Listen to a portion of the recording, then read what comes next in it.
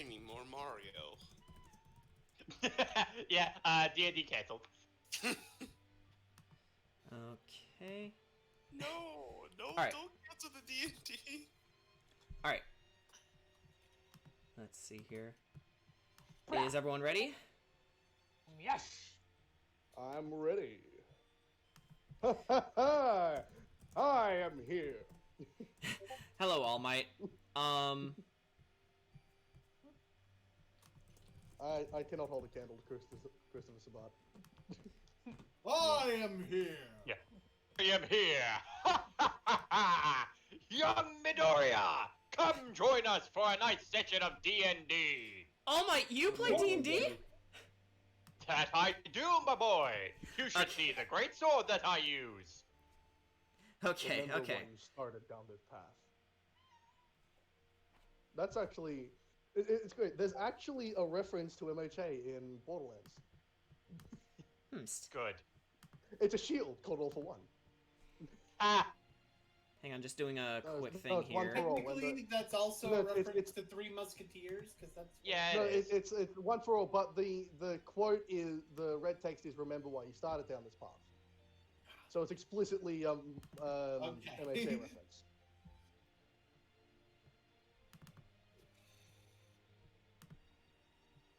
I think there actually already is a Three Musketeers reference. I can't remember. It may have been in 2. Very reference heavy. Okay, There's I technically think a lot of we Three are all Musketeers ready to go. references. So, Ooh, everyone ready? banana. Yep. Yep. Alright. Welcome back to the abode, everyone. When we left off, our party traveled to the Isle of Promise to obtain the next Wayfinder gem, the Gale of Wind. However, as they found out the hard way, they were being attacked by the very island itself. It blasted winds as sharp as a razor, forcing them to turn back and come up with another plan of attack. Just as they were about to, however, they were approached and attacked by a group of Jotun, frost giants, which turned out to be a gross misunderstanding. Their leader brought them to their Jarl Erna, hoping they would rid a great illness within her body. Once inside, they found an amoeba ooze, a parasitic organism that rearranges the host's body, and they killed it. Their task complete, they were given the key to open the way to the Isle of Promise, while also earning their aid and respect. And a nice golem. The 6 traveled to the Isle, met Numa herself, and did battle with Morinel Oranray, the king of the Drow and Castiel's mortal enemy, the one responsible for burning down Kinyel. Even with 3 of the gems, they couldn't truly bring him down. After he left experiencing a psychotic episode of sorts and leaving Riona and Rags beaten, they returned to the ship, horrified that there is an army comprised of their mortal enemies, including Tarumta, a Gith pirate queen masquerading as Bakuhatsu's goddess guide, and a 10th the Mad, Rags' former master, and a powerful Dracolich. To add on top of the wellspring of uncertainty and confusion, they also discovered the Wayfinder gems are the goddesses themselves. The next morning, Bert sends out a signal to Stark, who arrives in record time. And thanks to my cat Blue for volunteering for seagull noises. As we are actually opening up with Bert here. Let's see.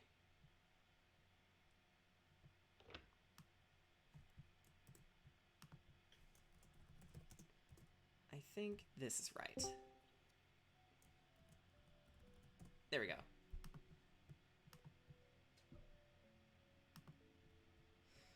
Alright. So, you are currently all asleep. It's starting to break into dawn. You haven't left the Isle of Promise yet. You just simply took a moment to rest on the ship and recuperated, safe in the middle of the lake. And it was then Bert actually climbed up to the crow's nest. He activated himself in the process. And then he sends out a signal indicated by his lights blinking, when suddenly Stark arrives on the scene.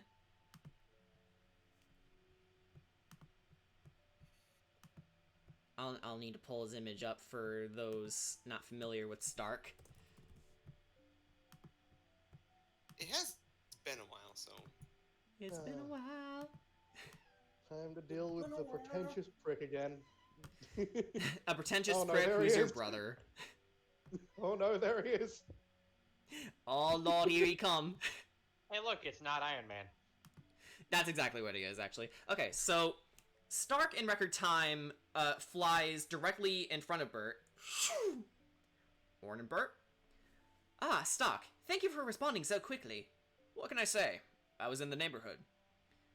So, suddenly his hand turns into a megaphone, and he began speaking into it, blasting your ears with, "Rise and shine, ladies and gentlemen, and rags. It's a beautiful morning on the Isle of Promise, 78 degrees to go with a gentle, cool breeze, and a spectacular view of the Pacific Sea underneath."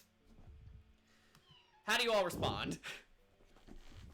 Will, from where he is, make his way to the surface and just look up at his brother.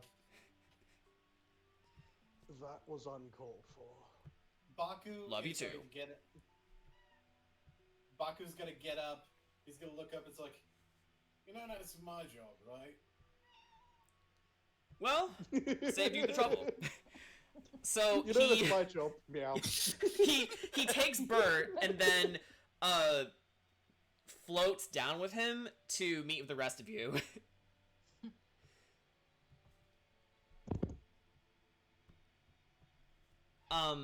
So Riona, Lele, Castiel, and Virog, what were you guys doing?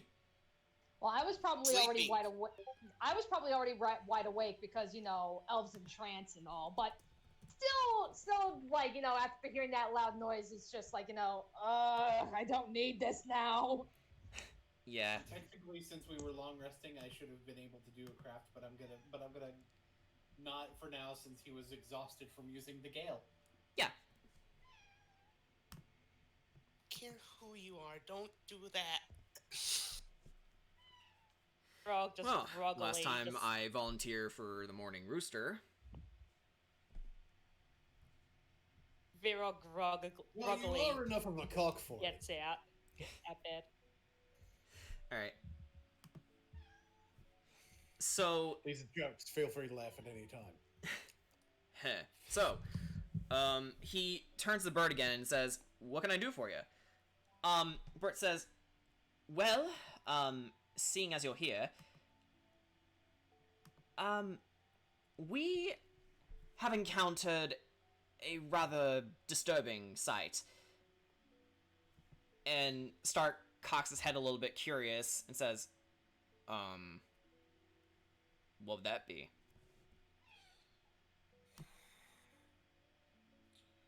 Right.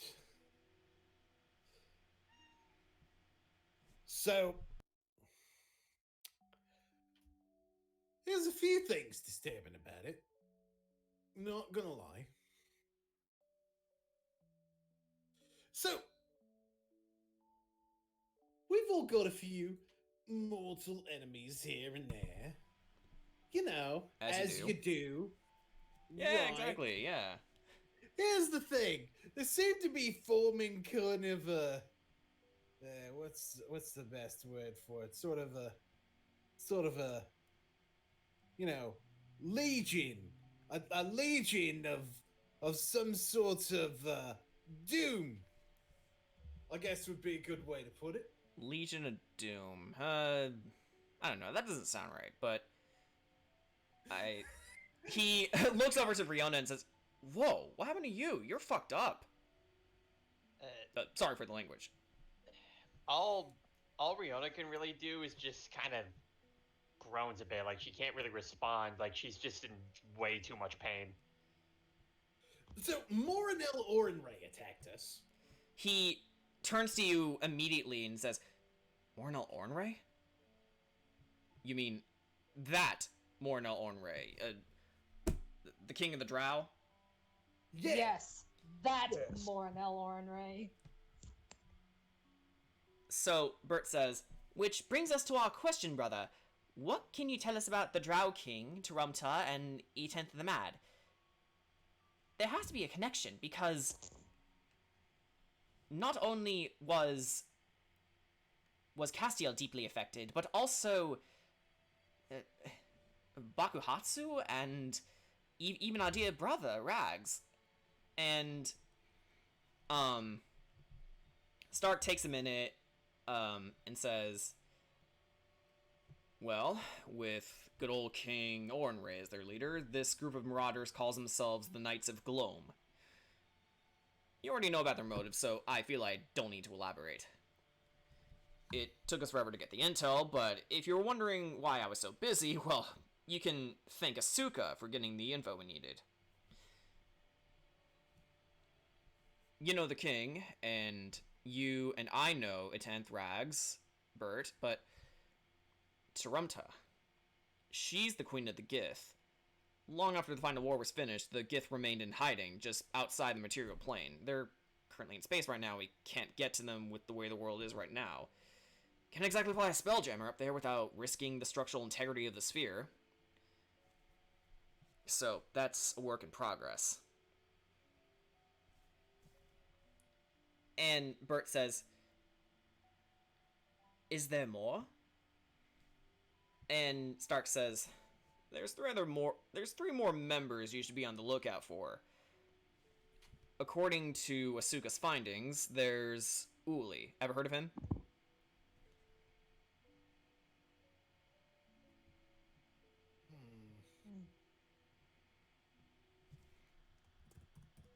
The name is familiar.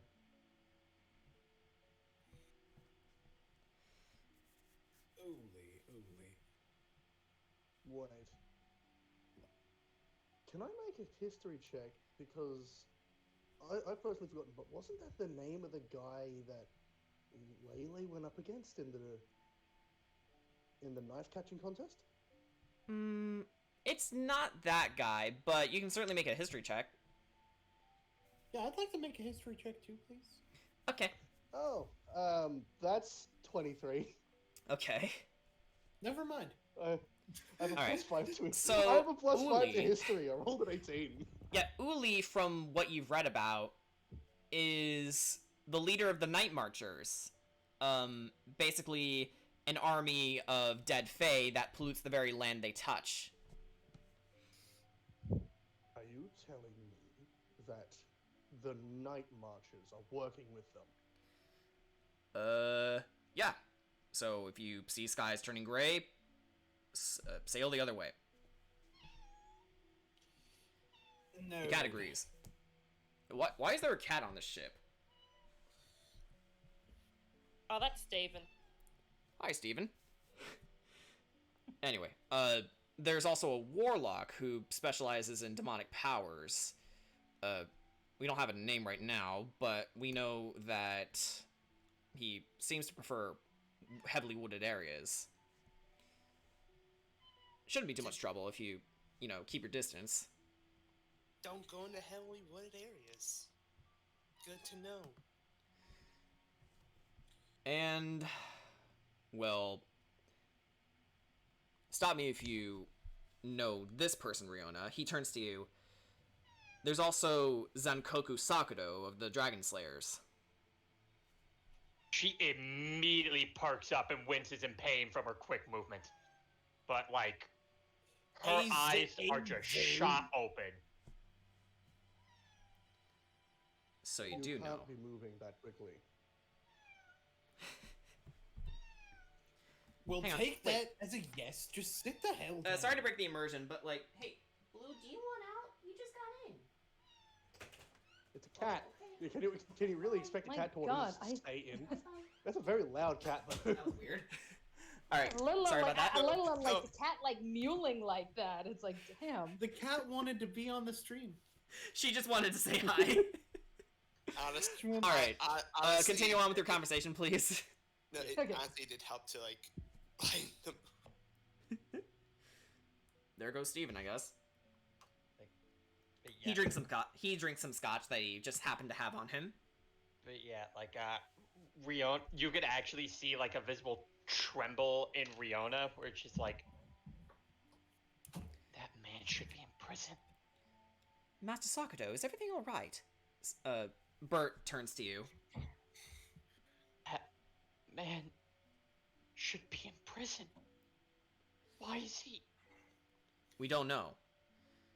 There was a prison break over in Treston that, Galas Glamwheel and her mercs looked into recently. It happened only just, a little before I got Bert's message. We don't know why, but we have a feeling that these enemies that have such a personal connection to you all, there's a reason for it. What it is, we don't know yet, but here's what I suggest. And I want you all to listen close, okay?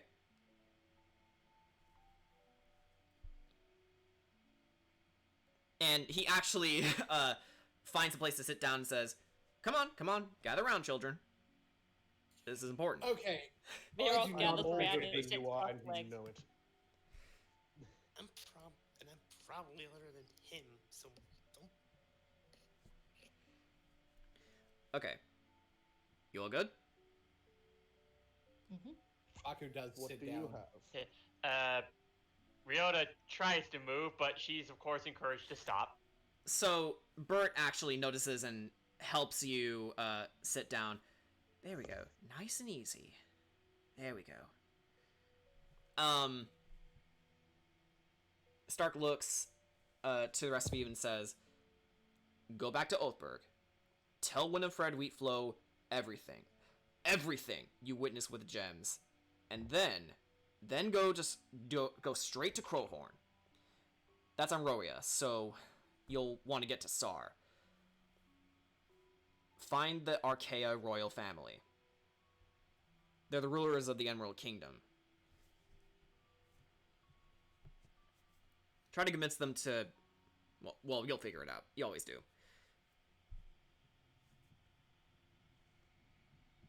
Even then, it's a pretty long trek, so you'd better make preparations. If you want to go after the last 2 gems, tell Bert to give me another signal, and then we'll distract the Knights of Gloam for you. We'll be fine. And he turns to you, Lele, and winks somehow with his frame. Just imagine one of his eyes just blinks off and blinks back on. Yeah, that's exactly what happens. Yeah, blinking light. Stark, There's at least a before you- small chuckle, but it. Have you got... Oh, sorry. Go on. No. That's just a small chuckle. Have you got any information on 1? One, what exactly? R1 GS. He's referring to him as 1 for now. Oh, yeah, okay. Sorry, bro, still nothing. So, Bert actually sinks his head a little bit. Oh. Wherever could he be?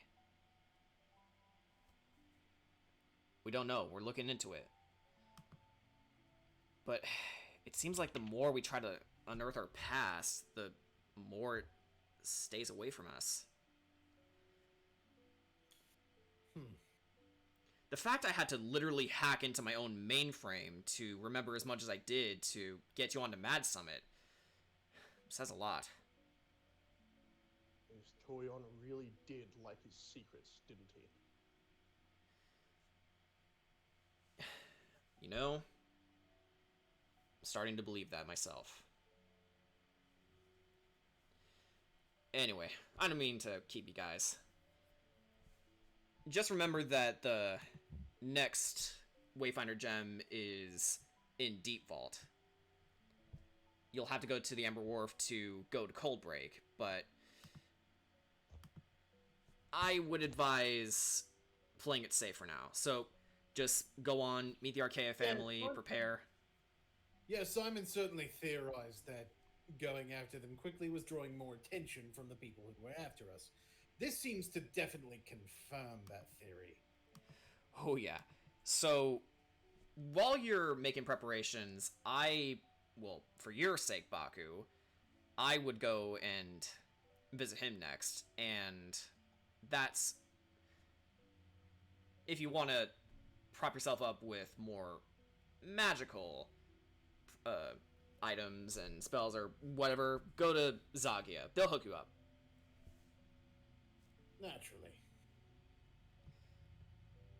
Star, What's up? have you any connection to a man in Oldwell known as Wisebear? Wisebear. Yeah, we were old adventuring buddies. Could you take a message to him? Definitely. I won't sing and dance for him if that's what you're thinking. No.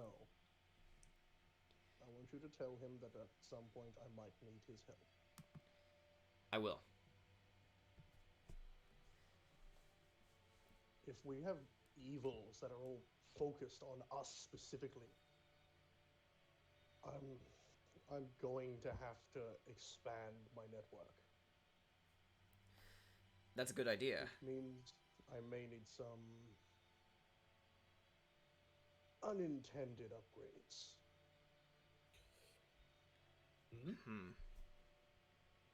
Go on. You know, Regs, I might be able to help with that as well. I'm going to need a way to communicate with people without having to rely on this. He says, gesturing to the stone in place of his eye. And it's going to have to work over long distances. I might. That's I was something thinking I we could work on. reference Bert's. I was thinking we could reference Bert's build and update his radar.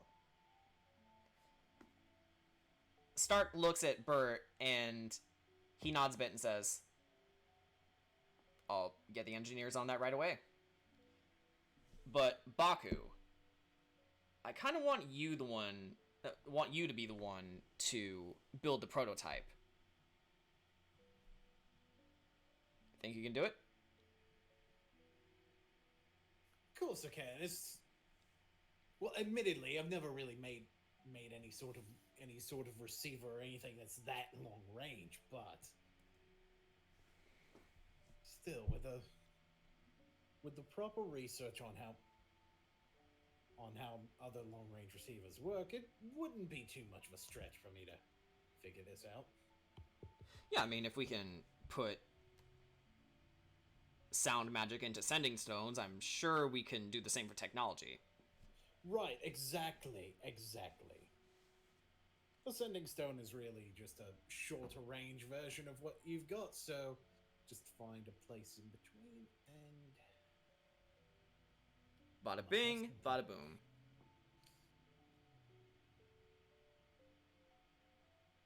Seems I've got a few projects on my plate. Yeah, among other things. Actually, while you're on the way to Roia, I noticed, Riona, that your sword's, well, not exactly a sword.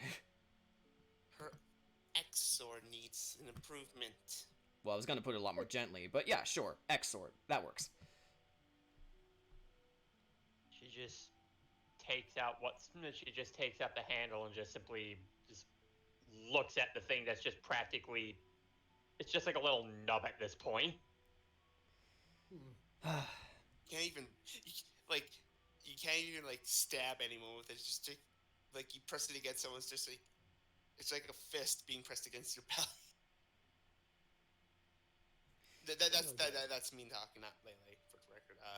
I just wanted to describe because it'd be funny. Anyway, I want you to go and look up Arthur Glory Mall in Steelford. One of the best blacksmiths in the land. What about the rest of us? Well, I mean, It's not like we're going to let her travel there alone. well, obviously no, but seeing as you're the leader, I thought that you need a weapon that's more fitting of your status. And Actually, Bakuhatsu, yeah, you will actually be a great help, because if you're gonna face off against the Knights of Gloam, you're gonna need to work with Arthur.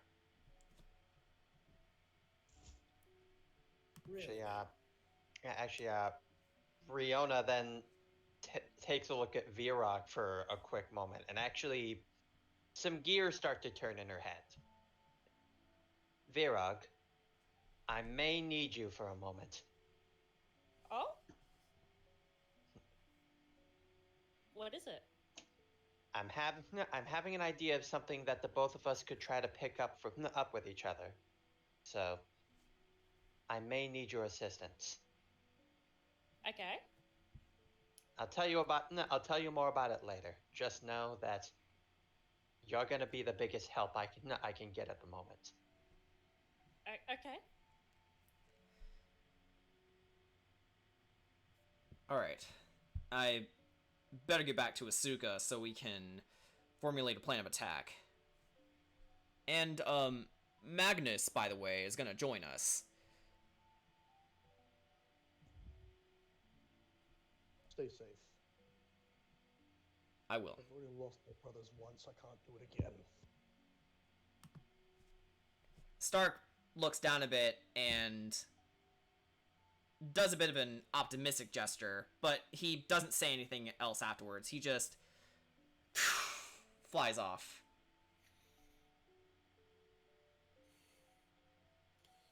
So how do we get down? That was Zone, by the way. You climb, you wanker. You know, like a fucking pirate.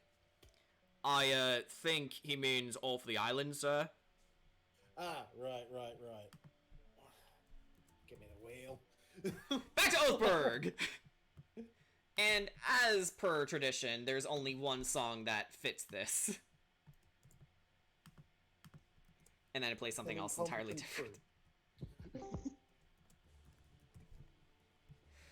Alright, so we are on our way back to the island of Othia, which has been a very long time. It's been so long.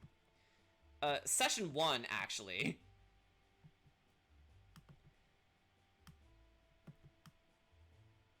Oh, man. So, this is the scope of our journey. So, hang on, let me count the days.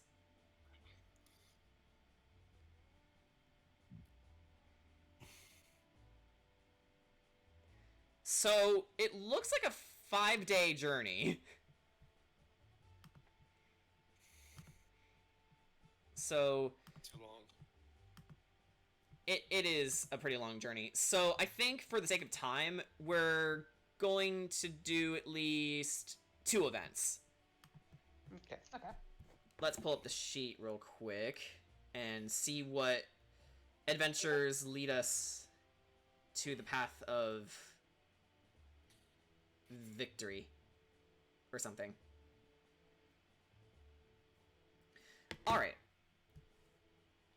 By the way, I'm guessing for those 3 projects I have, two of them we need to go to Arthur for, and one of them we need the plans. Or do I just go ahead and start working on that prototype for the long range communication? Yeah, you know what? We can say that Stark has immediately gotten back to you from the engineers on. I swear I know my lore. On Conadel. And he got back to you with some blueprints, and he gave them to you. Bert's also in the room, so I would like you to go ahead and make a tinkering check. My first tinkering check with my expertise. Here we go. Oh no, that's such a low roll. That's 21. Oh yeah. With Bert's help, you were able to scramble together quite an effective piece of technology. You know what? Since Baku designed it, I'm gonna let you describe this. So the initial prototype is probably a little larger than we intended, but details. And he probably designed it to have a look more similar to a traditional sending stone, but you can see like sort of copper wires coming out of the back of it. Mm-hmm. And he hands one to Bert. From Bert, he goes to the other side of the ship. He's like, okay, how does it work at this range? It works spectacularly, sir. I can hear you in crystal clear quality. Excellent. It's like, let's see, is there an island near that would be further than the range of a regular sending stone? So basically he like looks for an island where he could be like further than a sending stone would normally be, and for them to be able to double back and come pick him up. And basically so that he during this, Rag just casts fly on him. Yeah. And Bert just starts flailing his arms a bit and goes, "Whoa!" Okay, how about from there? Still loud and clear, master. Oh my goodness, this is madness. Excellent, good. Come on back. Okay. He tries to make swimming motions to get down to the ship. No, like a bird, you get. I am a Warforged, master. Thank you very much. Do you even know what a git is? It's a derogatory term. I know that much. And I don't quite appreciate that. I'm busting your chops anyway. Come on down. Alright. Eventually he does make his way down. Virog, you actually had to pull him down the rest of the way because he was starting to spin a little bit. I like that. I should have remembered not to put him in the air. Right, so we just need to refine what we've got here, and I think we're on our way towards it, actually. Is there something wrong, Baku? What do you mean? You didn't refer to yourself in third person. You didn't, sir. I mean, I haven't been doing that for a while. I've only just noticed it. Yes, this is rather something strange that we'll have to get used to, I suppose, but progress. I guess when Tarunta's stopped deciding to flap her fucking lips. Just kind of flicked something in my brain. I suppose so. That woman. Call yourself back. Like, it just makes things easier. At this point, Storic actually spies in his eyeglass, and he says, "Incoming bogies at 12 o'clock!" So, the result I got for the first event is pirates attack the party. So... Oh, wonderful. A new ship to claim. Yay, another ship! It's Okay, time to let's see start here. a fleet. So there's I wanna about see this there's boat about being 4 piloted pirates. by the bullets. You know what, Brian? Let's play one of those tracks that you gave us. Okay. This one. Oh, good. Now we're gonna have a southern raid. Oh, wonderful. Are you ready, Baku? I think it's time to claim another ship. All right. No. So let's roll for these guys then.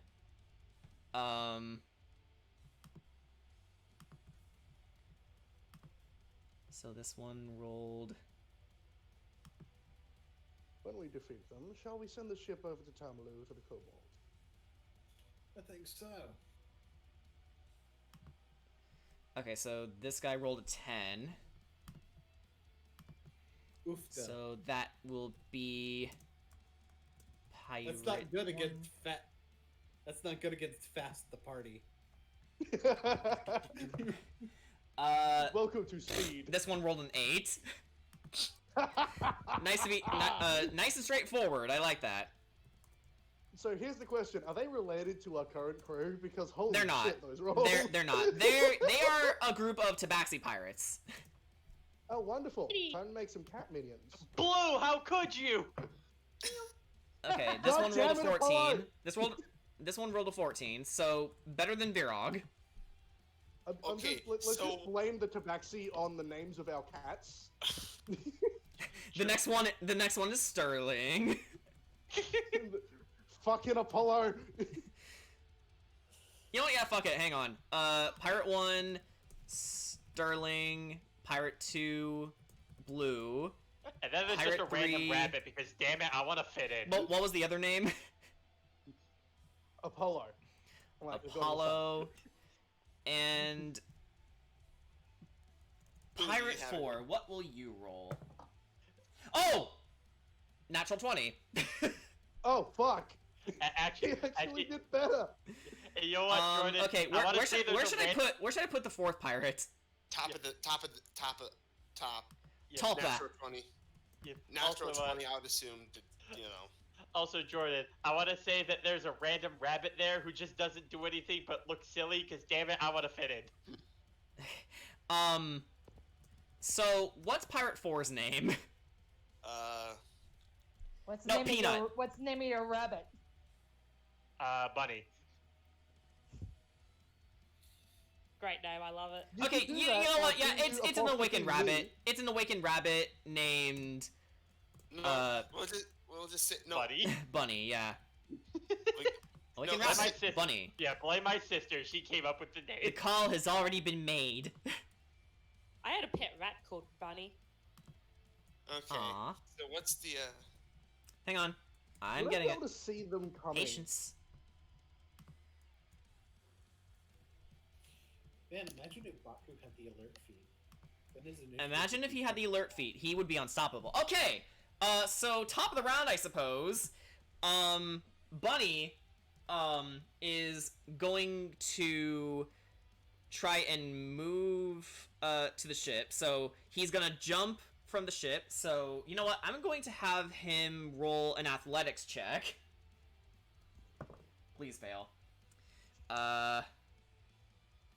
Okay, so that's a 9.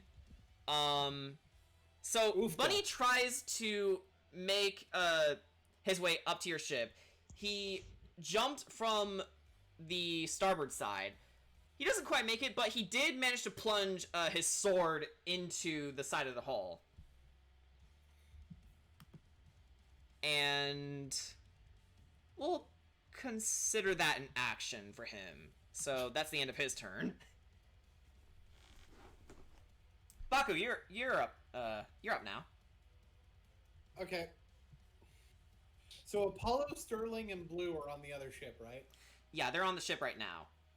They're preparing to dock. How far away is that ship? Currently, they got up to you pretty fast. They're within 5 feet of your ship. Oh, fascinating. So, and how big is their ship? It is galley sized. So big enough where, say, there would be a 20-foot radius I could hit that Yes. without hitting our ship. Cool. And how far away are they on their ship in relation to our ship? Close to, I would say 15. 15? Fantastic. Awesome. So, No destroying the ship. Aww. Aw, I Remember, like it the when they idea- blow up. I like it when it Buckaroo. shatters. They could have gunpowder. Please refrain from setting it on fire. You're no fun. There's totally no other reason Wh- not to destroy the ship, though. None at all. None There's at really all. no other reason. There really isn't. All right, so what are you doing?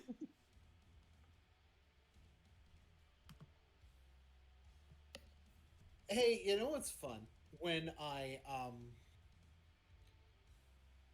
use my cunning action to hide, Uh-huh.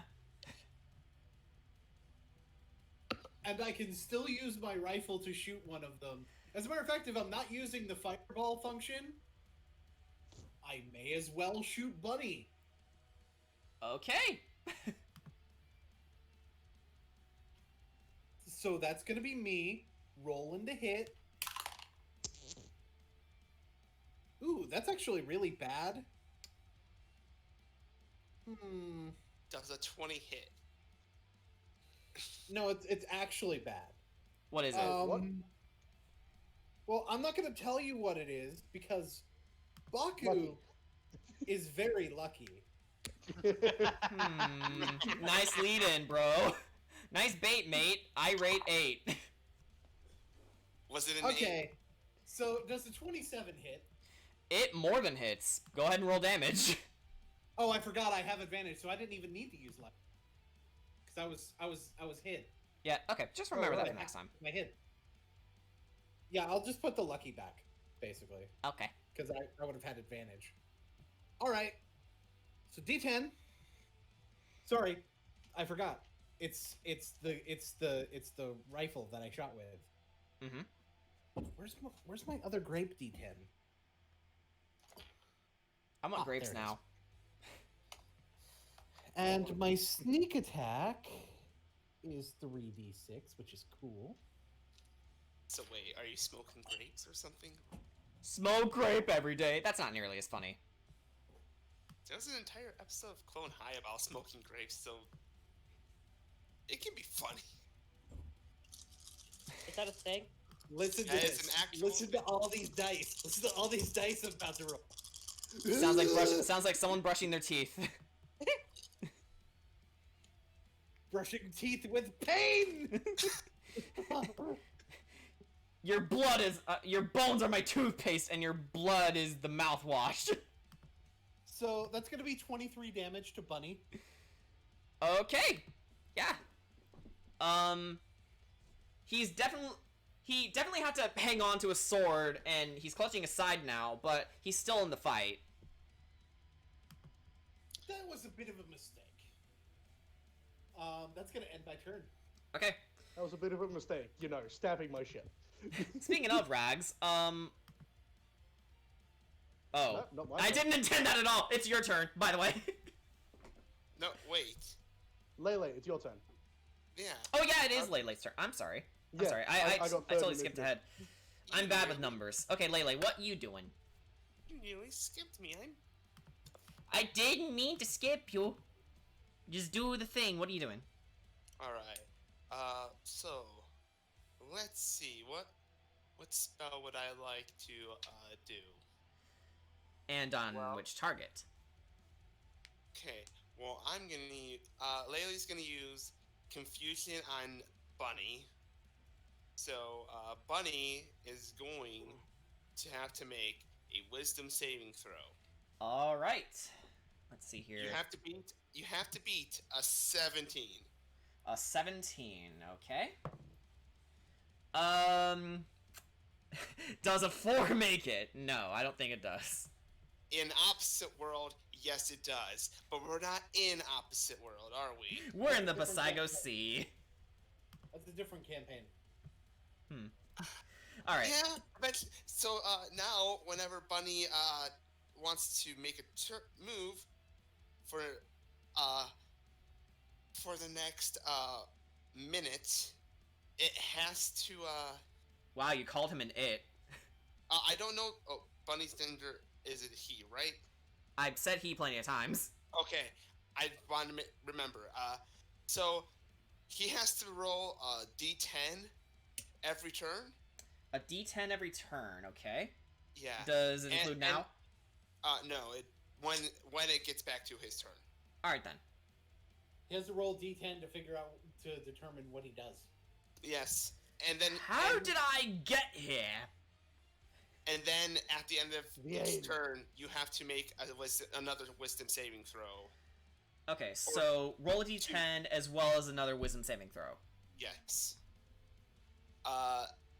I'm also gonna. I'll try to remember that. I'm also going to. I'm also gonna spend 2 points to make that a bonus action, and towards the other side okay, 2 points to make that a bonus action, and then I'm gonna aim towards Apollo? Okay. Yeah, and I'm gonna cast Sacred Flame, which is not which, despite its name, does not actually set things on fire. No, it's radiant damage. Yeah. I figured out how to do It's bonus like- action. I also figured out how bonus actions work with spells, so I'm using Yay. that now. So you must succeed on a dexterity saving throw. A Or dex take- saving throw. Huh. take- You know what? or- That's actually these guys' speciality. Well, then it's easier for them to survive this. That In being theory. said, in theory, that Natural said- 20!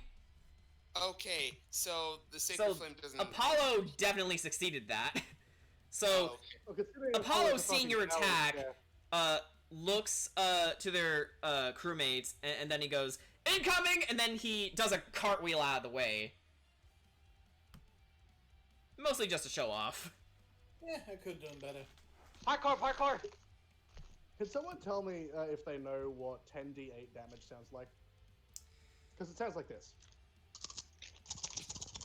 Make a dex save, all of you. All of us? No, all of the enemies. All the Make a enemies, dex save. okay. So Just yeah, for I kids, guess we're going on make your a turn dex now. save. Alright. So I'm not Okay. allowed to blow up the ship. Let's No, see. I'm casting chain lightning. Okay, one of them rolled a 16. Fail. One of them rolled a 17. Just barely made it. Okay. One of them rolled a 19. That makes it. And we'll say Bunny. We'll say Bunny rolls with disadvantage. So 14. Natural 1. I think Bunny is gonna fall into the water. Oof, come to duh. Oh no. Bunny, no! Okay, so I think Okay. Those of which who failed take 47 damage. 47 damage. Okay, so they're definitely hurting. They're down to like 20 HP apiece. And the ones who succeeded take 23. Okay. Can Um, anyone remember and what my Bonnie- gimmick is? And Wait, and what was it? Bunny's- What was that, Rags? What was that, Rags? What? Can anybody remember what my gimmick is? Bones. Oh yeah, sleepy time. I'd also like to throw out. No, I can't cast another spell. No, I'm just gonna throw out. Because Bunny rolled a nat 1. Does that mean Bunny takes double damage? I don't think that's how it works. That's a homebrew rule. DM discretion. Okay, fair enough. I would I think I I would imagine say what that the beauty of a natural one in a situation like this is that their failure has to be spectacularly described.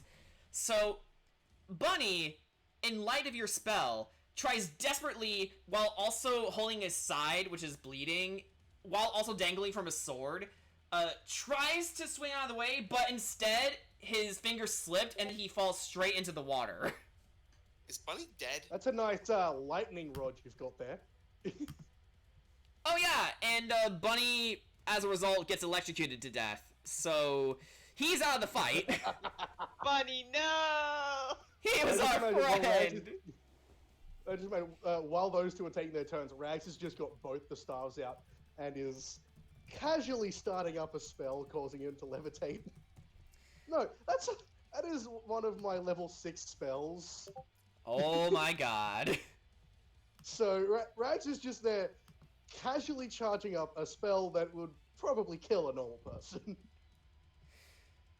Anyway, can anyone remember what my gimmick is? Because it happens to involve a lot of D6 plus 6. Yes. Yeah. Oh That no, would be you're soldiers. Fuck. That would be necromance. Can I ask a question? What?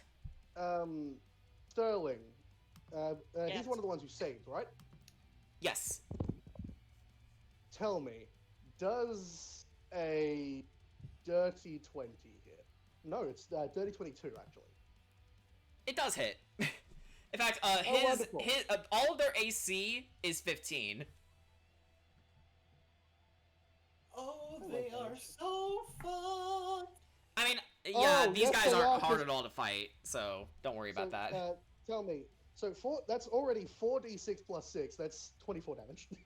24 far. damage. Okay, so So far. yeah, I think Sterling is definitely down. Actually, no, wait. So, Sterling was saved, so no, he's hurting. Well, there's more damage coming. There is, yes. So you need to eat more pasta. yeah.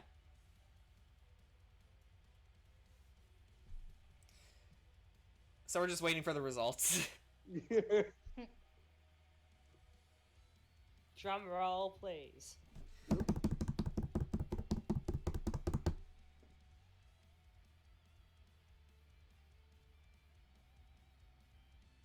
Infinite damage. I have to do this properly because calculator's being a piece of shit.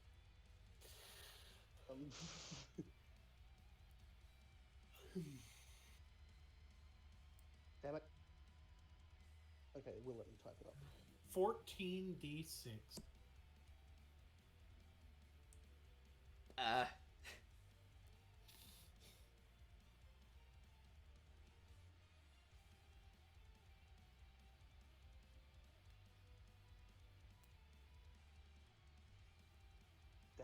Damn it, fuck! Did you lose count? Yes.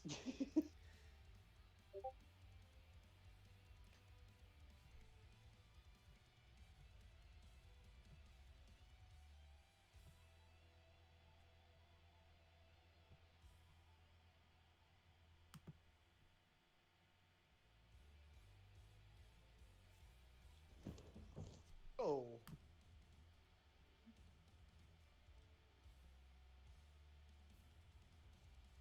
That's 92 damage.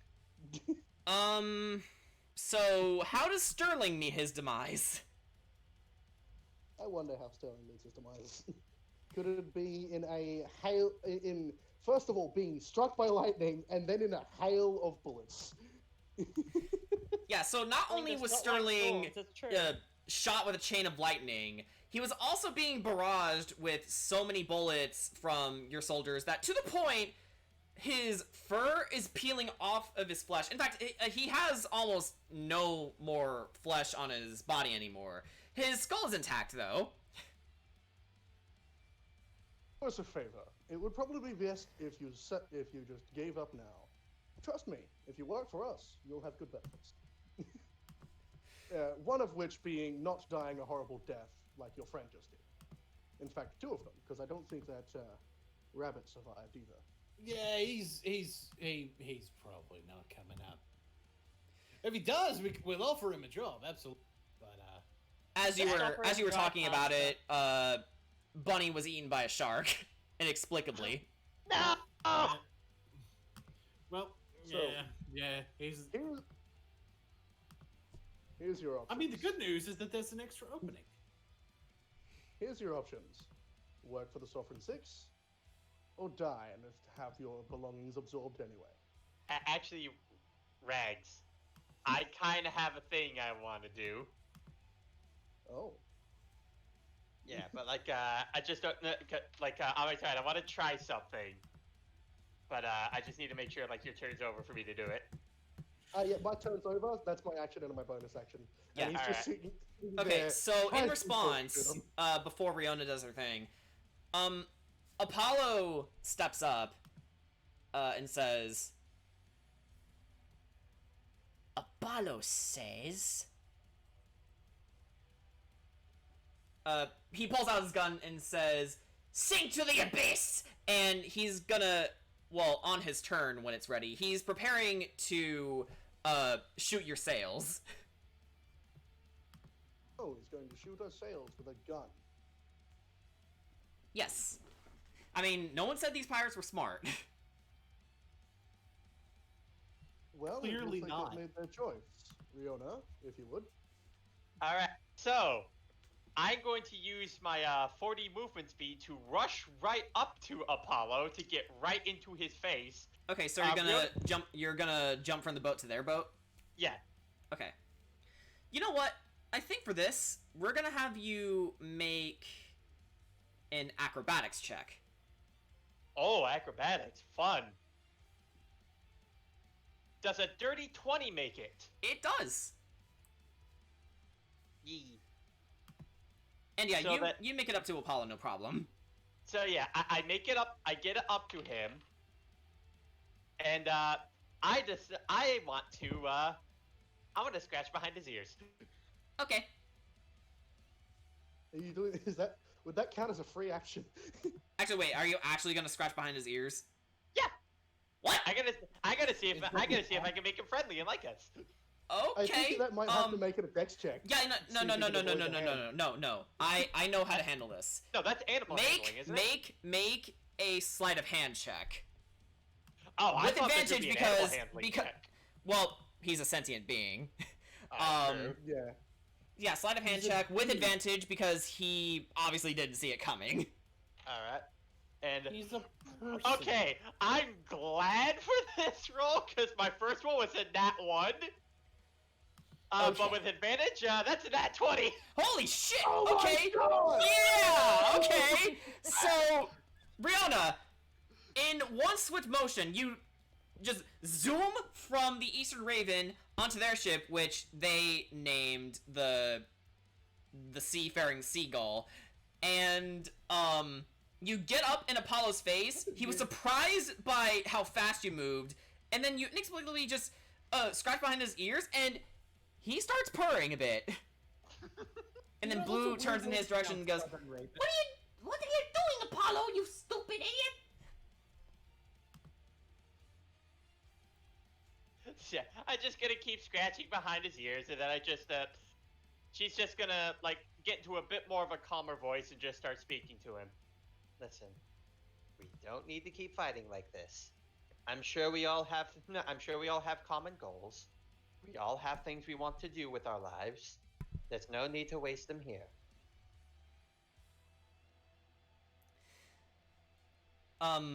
Apollo, leaning into your hand a bit, says, Alright. I think you convinced me. We're done. Yeah. Does that end combat? Or at It- least for Apollo. I think it does, yeah. So Blue is obviously not okay with this. And, she just stares daggers at you, Riona. Perhaps you need to Also, use the same for her. something impressive to note, Riona's still injured. Yeah. Though the 'Cause, entire time Rack has been sacrificing his life to try and ease her pain. Yeah, because Riona's a badass. Yeah. Yeah, she really is. Shit. Fuck, I just dropped Dark Pit. So I assume that ends your turn, Riona? Yeah. I made a friend. Okay. So, Castiel, you're up. Alrighty, so he said Blue is threatening Riona, pretty much. Yeah. So actually, yeah, she's actually going to save her action to try and shoot her. Alrighty then. Let me see. What do I have? Apollo, a friend. Hang on. I need to make this more obvious. There we go. Okay. Apollo is Fred. I actually have the Okay. perfect lead up for when this is over. Perfect. Perfect. I can't roll my tongue. Me neither.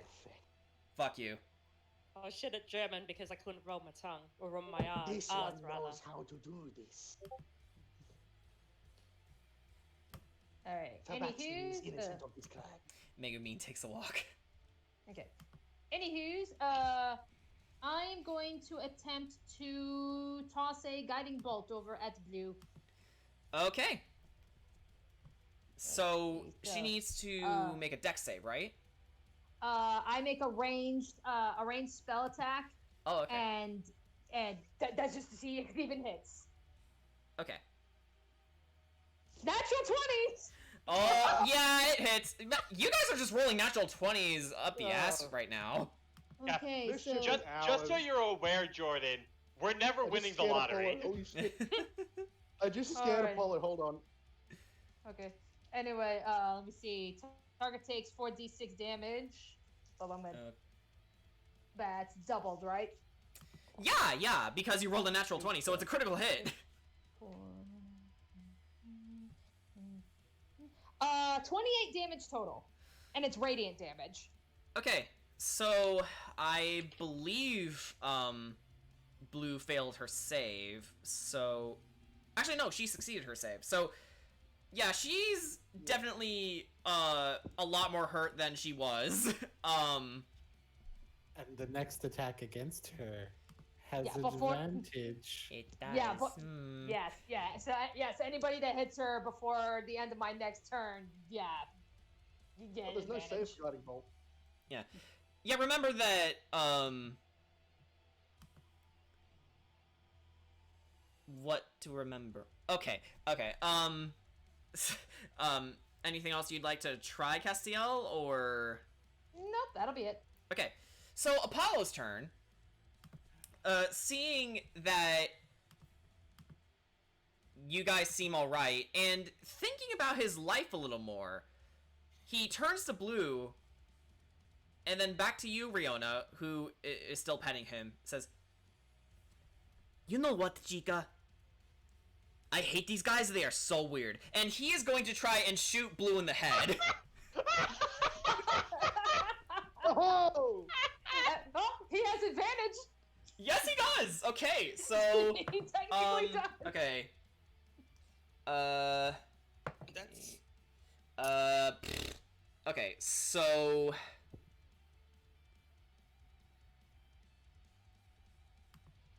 I'm gonna fudge this one because I really want this to work. So, he is going to roll for damage, so... let's see. 7 plus dexterity, so 8, 9, 10, 11, 12 damage. So Apollo clicks his pistol, and it looked almost like he was going to shoot you, Riona, but then he throws it a bit in his hand, pirouettes it to aim at Blue, and then he shoots her straight in the eyes and instantly kills her. I imagine he does it while looking at Riona. He just spins it backwards and fires. Yeah, and shoots while sort of like in a looking away. RoboCop maneuver, he brandishes his pistol, rolls it around in his finger, and then just puts it back in his holster, looks to you, Rihanna, and winks. His name is now Ocelot. Yeah. Actually, that's his last name. Apollo Ocelot. Apollo I love Ocelot. it. I love it. I'm sorry. And apparently he's he spinning has it in the his heart finger. for Riona. I gave him scritchies. All it took was a little love. All right. Apollo Ocelot is now your ally. Yay! Tabaxi. Let's call him a swashbuckler. Yes. Yes. That's Baku. the only class he can be. Yeah. Baku's other student. Well, I guess that's another character I need to make art for. I'm gonna, because I'm not gonna fucking try the jump, I'm gonna cast Fly on myself and go have a look around their Wait, ship. what? What? Why is it playing air at sea? It says it cannot play. Something broke with the Something track. broke while trying to play. What? Racing. Bullshit. Hang on. I'll fix this. Try it again. So yeah, so Apollo turns to the rest of you and says, "Hey, you guys all right?" Oh, I'm fine. Jacket flies over. Yeah, we're good. Just two characters two like races who can't naturally fly, sprouting wings and flying over. Yeah. And he says, We're good. "Well, that is quite the sight, isn't it?" Yeah. So, I Seems heard like you you at least two. got the head on your shoulders to get you used to this type of. Yeah. So, a job is it? Yes. We are the Sovereign Six. Sovereign 6. I like that. Well, seeing as I'm the only one in the seafaring seagull right now, just tell me what to do and I will get it done. Well, now, your just- ship may be renamed. Yep. Actually, Yes? actually, it's like, at least for now, we are hoping to reach another destination. So, as we arrive there, feel free to just relax for a while. Now All right. about that name. What was your name? Apollo Ocelot. That's a fucking pirate name, if I ever heard one. Ain't it, Chico? Now, that's a name I can get behind. And yeah, sure, he speaks Spanish. Go figure. Apparently, your tabaxi are Spanish, and my trade. Yeah, it's sort of an unintentional thing, I guess, but I mean, my drow are all Australians. oh, They all wrote, yeah, mate. I mean, Okay. all your in characters are Mario Australian. 64, that one penguin we raced was Australian. So, Apollo, how do you feel about the name Southern Raven? Southern Raven, he ponders to himself a little bit and says, "I like it." Good. Figured I'd get you input in this case, since you don't seem like a massive dick. Sorry, bring the ships closer together, will you? Of course. I'm sorry for the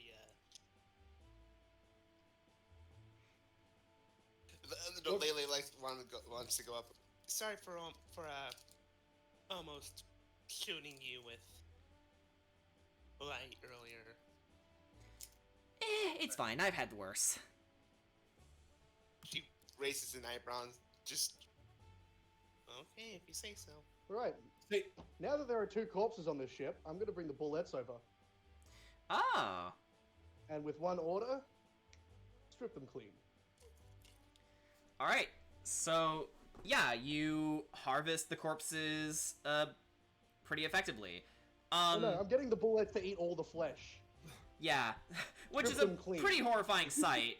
But at the end of it, they did pick their bones clean, and you are left with 2 fresh tabaxi skeletons. I wonder what's happening. Could it be some PDN?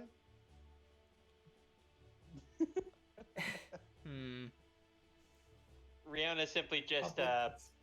Riona puts her hand on the back of Apollo's head. I'm sorry we couldn't do anything to spare them. It's okay. They were assholes. they Well- were assholes. That much is true. I got the vibe. Our captain was a freaking bunny. A bunny. Yeah, a buddy who thinks it's fucking smart to jump like halfway onto his shit. I know! What an idiot! I can't believe I worked with them! Oh my Oh. god! So Tell us, stupid. Apollo. Hmm? Do you have any maps, by chance? Anything? Did your captain keep any secrets from you? You know, as a matter of fact, let me check our hull. And he, was about to step forward and says, wait, it just occurred to me. We haven't really stolen anything, but we do have a little something. Give me one moment. He goes, into the hull. It takes him a couple minutes to find it, but eventually he does scramble. Let's see here. I know it's here somewhere. My notes are so big. Okay, so he finds a manual of quickness of action. Oh! Wait. Oh! Oh! And Oh! Give me! Give me! Give me! I don't know. Do we want our rogue to be even better at dexterity? Yes! Everyone in favor? Actually, no. Let's type it in the text chat. Let's say A for I and N for nay. This involves everyone. So those in As much favor? as I'd love more dex, it really works for him because his weapons are all dex. Yeah. I. Yeah, that's true. Yeah. Aye!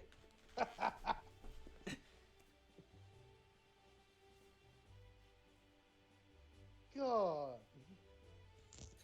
Rogue Funny with thing- 22 decks? Yeah. Funny thing, Numa was about to give this to you, but I forgot about it. So we're doing it now. Fail! Aye! All right. Those opposed? Fuck no. Overruled then. All right. So No, I'm saying fuck no to being opposed. yeah. Lele, just stay silent. Okay, so Apollo looks to you, Baku, and says, "Here you go." And yeah. So whenever you take a minute, you will be a very dexterous burb. 22 that's decks, another boys. plus Let's one. fucking go. Yeah, you maxed out your Oh, dex. Yeah, because I'm already at max dex! Go above max. Oh my god. And it increases the maximum! Maximum power. Let's Okay, fucking so- go, boys! We're real gamers now! Baku's like, I'm about to do something that's considered a pro gamer move. Yeah. Okay. So You see, folks, what this is called is a pro gamer move. I don't know what he's talking about, but I'm in favor. I think that will close the first day of travel then. So let's move on to day 2. I guess what I'm doing during the rest. It takes 48 hours. Yeah. You have to do it 2 days. So Which means this is what I'm doing during the rest during the days of travel that we're doing. So while you're busy tinkering away, Baku, Riona, you find yourself just on the base of the ship when Virog, you suddenly remembered you had to meet her, so you make your way up to the main deck. And you also find her longsword that she had when she was partaking in the Fort of Hazel Rocks challenge. Do you throw it to her? Yep. Well, I'm asking Virog. Oh well, I don't know what she wants yet, so I'll just sort of pick it up. Yeah. Virog, The encounter with the Drow King had me thinking about something. Hmm? You know, considering how easy it was for him to completely disarm us, especially me, I figured I desperately need to work on being able to fight without a weapon. Oh, yeah, that makes sense. Do you want to learn to wrestle? Actually, I have something else in mind. Virog, I want you to swing at me. Oh, okay. Yeah! All right, so Virog, will you honor her request? Yes. Roll to hit. Oh, that's a nat 20. Oh. Okay. I'm going to fudge that to a 19. Yeah, that's fine. That's fine. This I is what just happens imagine when you she's pick not- a fight with a So, barbarian. I just imagine she's just Piccolo screaming, "Duh!" Actually, no. Because what Riona's gonna do in response, she's gonna catch the blade. okay, make a strength saving throw. Alright.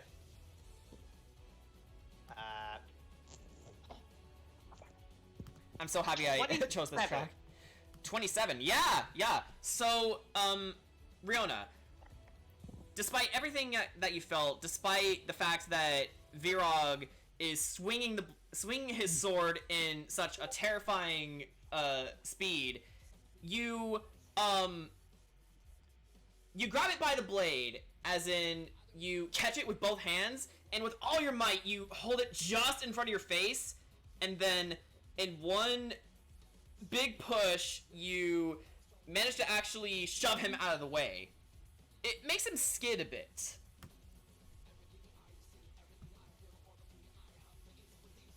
Yeah, Riona actually sits there, actually kind of impressed that not only was she able to stop the blade, she was actually able to push Virog a bit. She just looks at him. Are you okay? I'm all fine. Do you want to go again, or? Right. Alright. Give me another then. Yep. That is an 8. I should probably add my attack bonus too. Yeah, you probably should, yeah. 22.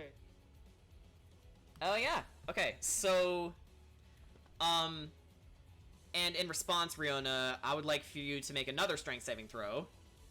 Alright. 23. Uh-huh, that succeeds. Again, you catch the blade, and in another swift maneuver, you actually guide your way towards Virog's hands. You wrestle the blade out of his grasp, and then you again push him out of the way, and now you have the sword in your hand. Let me try. Okay. I'm gonna. All you have to do is try to catch the blade. You ready? Yeah. Alright. So, I'm about to swing at the Virog. I hope I don't get content ID'd for this, because this is literally perfect for this. So, I rolled an 8. Oh, even with your attack Saving modifier? throw, right? Yeah. You know what? We'll let it Wait. slide. Yeah. That's like, do you by chance still have inspiration? I don't feel like using it. Fair. Okay. On maths. 8. You know, the Witcher music's actually pretty fitting for Virog, considering he's a barbarian. Okay, what was that? I'm sorry. 18. 18, okay.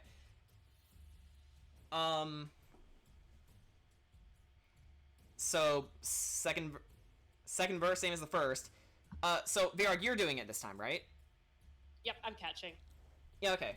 So, you see Riona coming, and, for you, it wasn't too much of an issue to grab the blade. You actually end up half-sorting it. So, yeah, Virog ended up half-sorting the Vorpal sword of all things. And, in response, it looked like you were about to headbutt her with the pommel, but instead it was more of like a love tap. Yeah. Mostly just to mess with her. You know, even then, considering how big Virog is, you know, Riona would get pushed back just a little bit. Yeah. Actually, you lose a little balance because of it. Yeah. It's just a light stagger, though. That was great, Virog. Let's go again. Okay, which side's doing what now? No, Okay, I'm so- still clean. Because considering you did me twice in a row, I'm gonna do you twice in a row. Yeah, it's only fair. Kinky. Oh, that was Oh. Dirty 20. 10 out of 10. Rags, Oh, for the yeah, I love of don't God, like that. she has a girlfriend. Okay, so Rihanna, you rolled a dirty 20? Yep. Okay. Virag, go ahead and make a Rolled strength save. 12. What? I rolled 12. Oh. So this time, you, instead of, catching the blade, you actually, see a seagull flying overhead. It poops in your face, and, both of you had to, stop whatever you were doing, and just, take care of that, so... That was a bit of a Remember, flub. I thought you were gonna say I just got distracted looking at the seagull. Yeah. Yeah, you were looking at it, and then it shat on your face. Rude. Now you know how right it feels. Rude dude. So yeah, I think we'll do this one more time. Try. Yeah. Alright, now that we've got that distraction out of the way, let's try this again. Yep. Okay. You're on a roll to hit. Oh, I got another 8 again. Oh. I got, this time, a dirty 20. Okay, so yeah, this time, with, Rihanna a little bit flustered, Virag, you actually got up into your A game this time, and not only do you have sorted again, but you, tapped her wrist to the point where she had to let go. It's like you gave her a light slap with your musculature, and Rihanna, you grab your wrist and go, ow, ow, ow, ow! I just like the description that, like, Virog's just like, hey, stop that. It's like, yeah. My sword. Yeah, so yeah, Rihanna does end up letting go of the sword, and then she just looks back at Virog.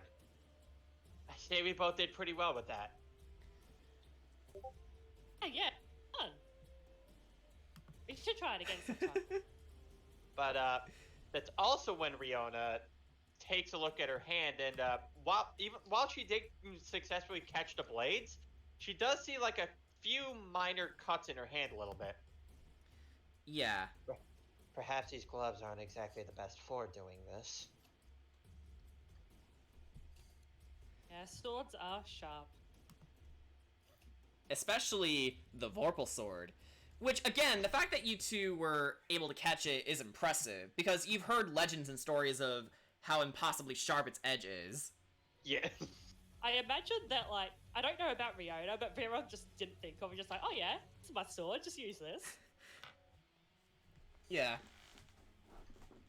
So... Although question, considering the trading we were doing, would anyone else on the ship, like, actually hear what we were doing? We can say that Castiel and Lele heard it. Baku is too busy tinkering and studying and studying and tinkering. And Rags is, I don't know, playing with his bullets. Yeah. He's on the Southern Raven having his skeletons tend to most of the work. True. Probably just talking with Apollo about where he came from, how he ended up as a pirate, and Actually, explaining where Yeah. he'll be headed after they stop at Othia. Okay, with that, Rihanna has herself another idea in mind, and then just looks at Virog a bit. Would you like to maybe do some shopping later? Oh, okay. What for? We are gonna have to eventually visit that blacksmith eventually, and I already have a couple of things in mind that I need. Sounds good. Right, but with that said, Virog, if you need to practice doing that some more, just come find me. I don't mind fine tuning the skill myself. Yeah, it definitely seems useful. All right, so I think with that said, we can close off day 2, unless you guys have something in mind.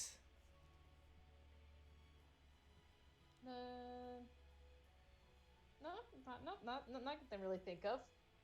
You hear pages flicking from inside Baku's room. It's so loud that they can even hear it from the main deck. Click, click, click, click, click, click, click, click, click. Because he's just like frantically going through it.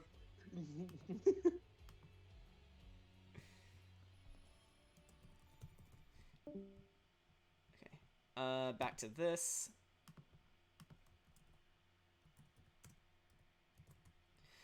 Waiting for more humanoids to die so I could have the ballista strip them clean. All right. I'm gonna stand by it. I'm not gonna raid graveyards for my skeletons unless it's like an abandoned graveyard. Fair. And decent of you. I'm supposed to be a hero. I'm supposed to be a hero. I can't just be going raising someone's father that's died 3 days ago. Yeah. Which honestly, I can totally see Rags being the individual who would say, "Who said I was a hero?" No. Well, probably because he hates what he's done. Yeah. All right. So we're on day 3 now, and you know what? I think we I'll make it up to you guys. What would you like to do for day 3?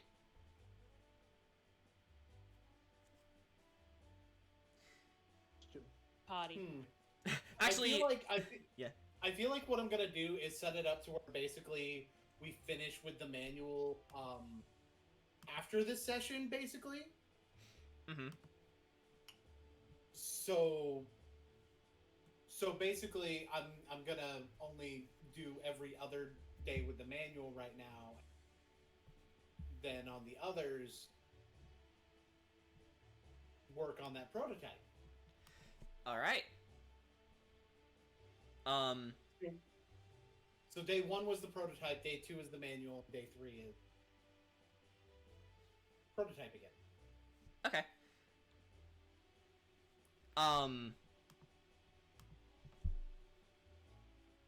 Is there like anything else anyone would like to do in the way of in-character discussions or I'm just gonna hang with Apollo for a bit. Okay. So, Riona, Okay. you make your way over to the Southern Raven, and you see Apollo working with the skeletons. It's surprising how well he acclimated to this new environment, despite, you know, seeing his former crewmates being viciously eaten alive. Well, eaten dead, I guess.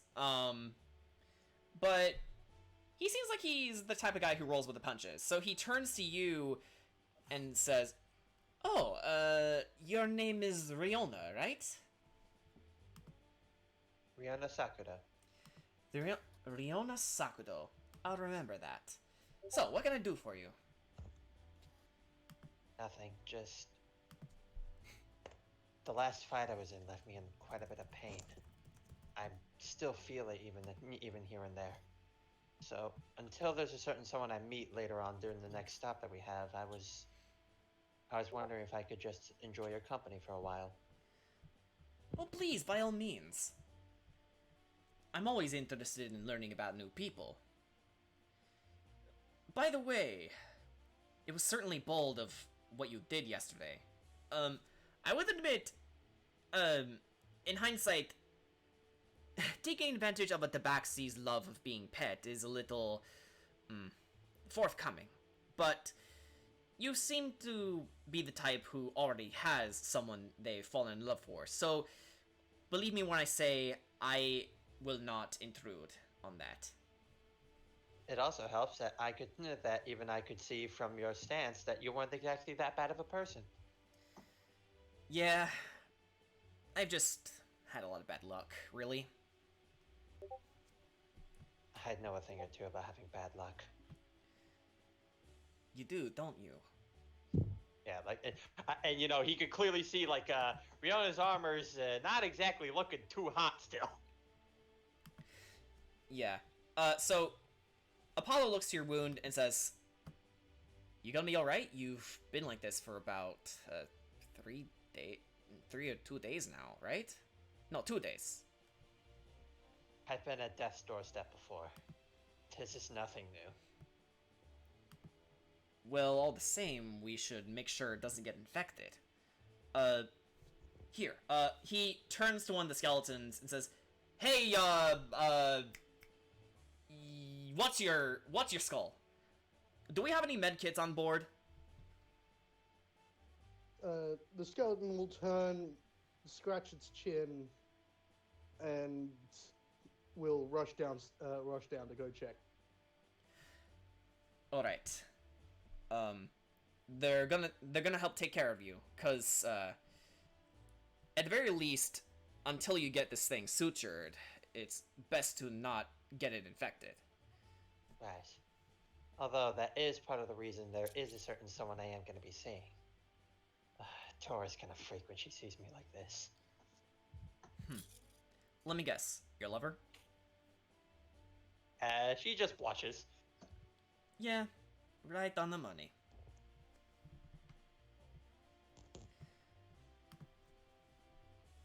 Well, if she does panic,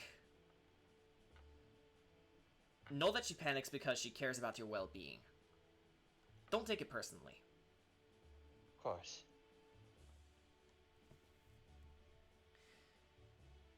So, would you mind... He leans his head towards you. Would you mind doing that again? Riona just softly chuckles and just starts scratching behind his ears. And then he purrs in response.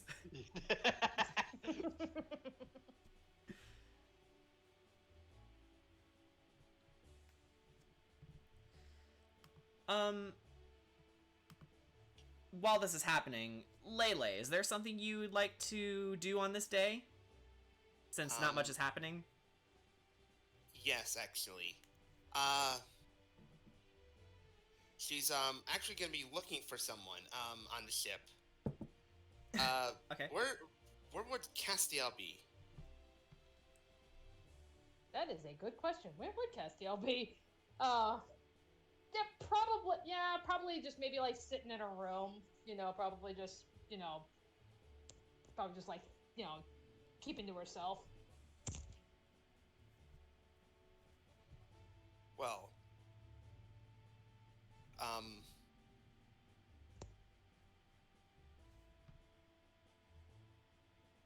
hold on, I had to turn down the music for a second just so I can collect my thoughts. Yeah, no problem.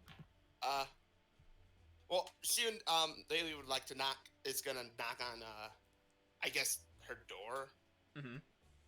All right. Yes? It's me. Oh, come on in, Lele. Okay, she's still standing by the door after, like, this entire time, just because she's unsure of how to approach this. Oh, yeah, she doesn't even open the door. Oh. Okay. Alright, then in that She's case... really- So, Castiel, you notice that, and then you go, well, okay, I guess I'll just open it for you then. Yeah. I guess I'll go on and open the door.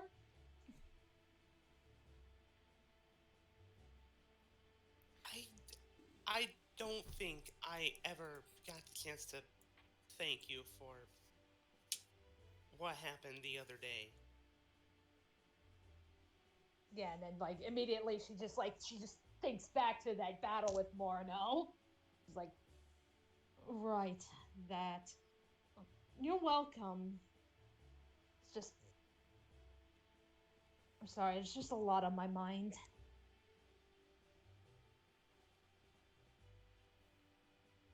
But just between what you did for me back then and I guess even just reflecting on everything that's happened so far. I guess everyone here I can sort of trust. At least to one extent or another. But you've been different. I can't pinpoint the feeling but when I think back to my people, the people who I shared my island with, the those were the only people who I guess when I started this, the only people who I want to listen to.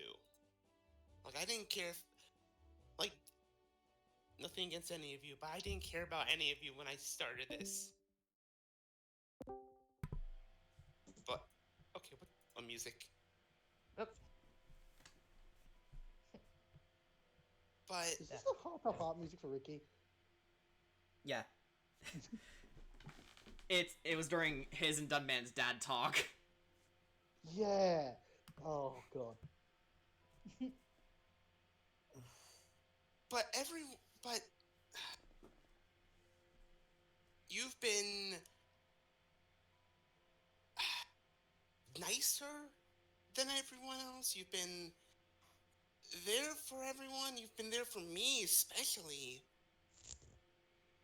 Like, I guess it's. I look back and I want to be with my people, but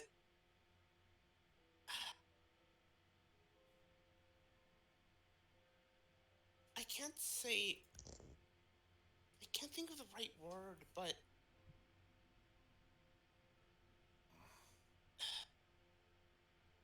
it's more than just trust.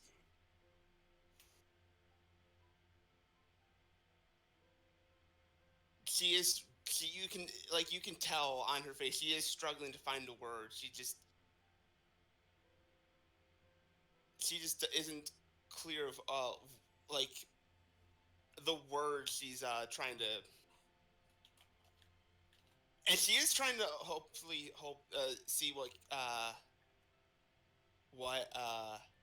she's hoping the cast gets the idea, but she's also, like, super not sure because, like,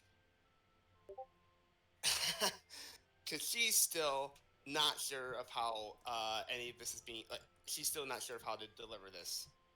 Mm-hmm. Laylee doesn't do feelings well. No, Right. I. That's what she says. I don't do feelings well. I apologize. It's like, no, Lily, you don't have to apologize for anything. I mean, I believe I understand what you're saying, you know. I mean, yes, when this journey started, you know, I could see that yes, you really didn't trust us. You just did things on your own. And well, I mean, yeah, this journey it has changed you. It's changed me. It's changed all of us. We're not the same people we are when we first started.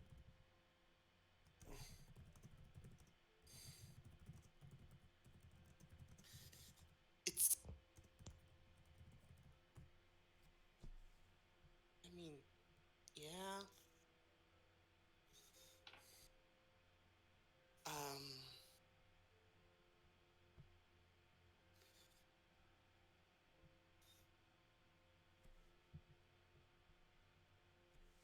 Still, I guess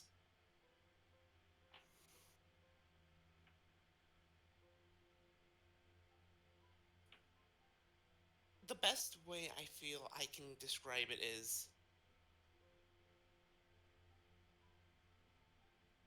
listen, even now, the people of Glimmervale, the people of my island, are the people I trust the most. After everything that's happened, you're, I guess, up with them.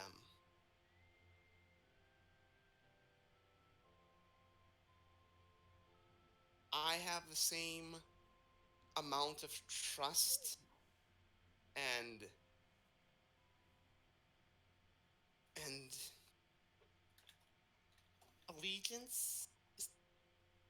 That might be the word that I'd have to you that I have towards them. I mean, at the end of the day, that's still a lot of why I even did this journey. So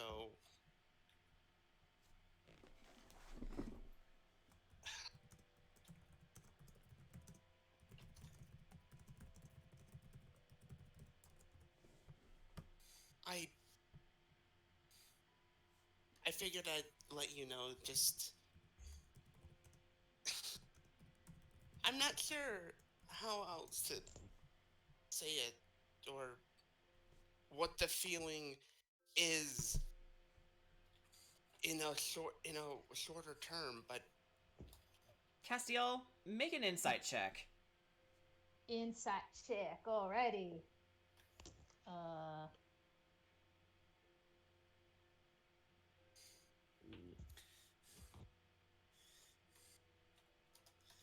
That would be 12. What do you think that feeling is? Yeah, pretty much like, high respect, obviously trust, you know, like probably just more along the lines of like, it's like, yeah, she deeply loves her people, and by putting Castiel in that same position, that's where, I mean, it's like, yeah, like not exactly like not like a romantic love by any means, but like very much like, like platonic love, like, Like, you would do like, anything for this person. yeah.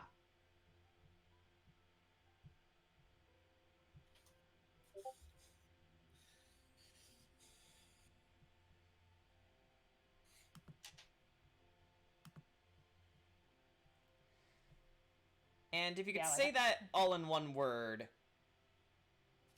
what would you say to Lele?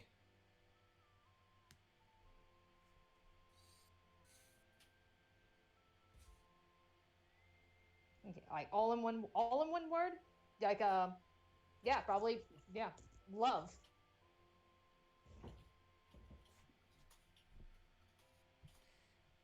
Lele, how do you take this?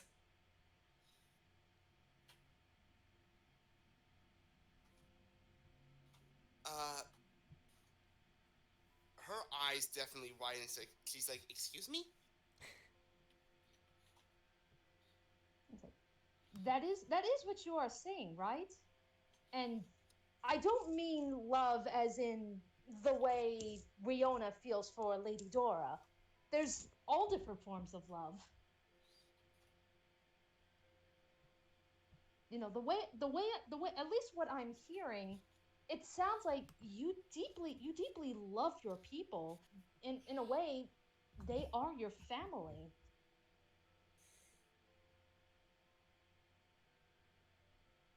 So am I right to believe that that's how you see me? You see me as perhaps a part of your family? She thinks about it for a second. Maybe. I, she's still kind of like trying to process this because like she's not good with emotions. This is completely new to her. Just Although, Castiel, you do notice that there is a lightness to her eyes. So she says maybe, but in her heart she's saying, yeah.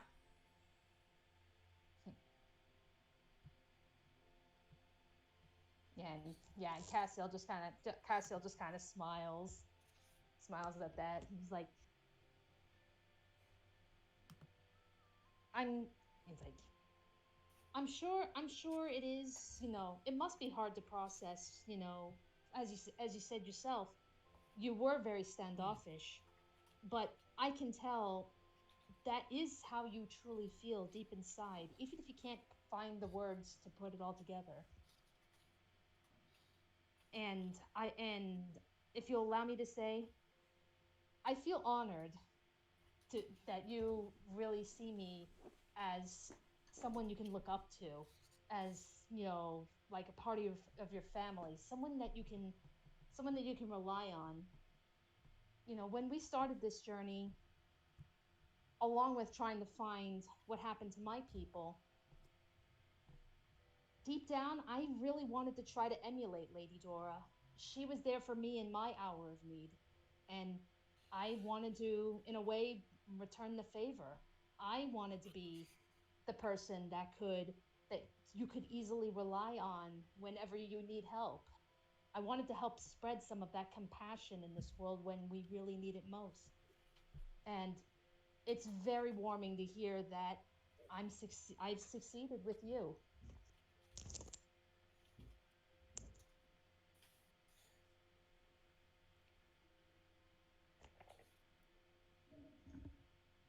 He's you uh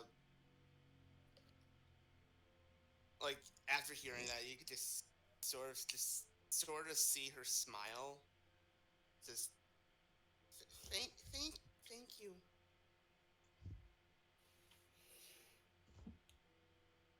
Like, you're very welcome. Yeah, and I guess like she'll just kind of like pull her in for like a little bit of a hug. Do you resist, Lele? No, no. She goes in for one too. I can't carry the gems for you, but I can carry you! She would. She totally Castiel, would. yeah, Castiel, our group mom. I can't believe it. Castiel is Frodo.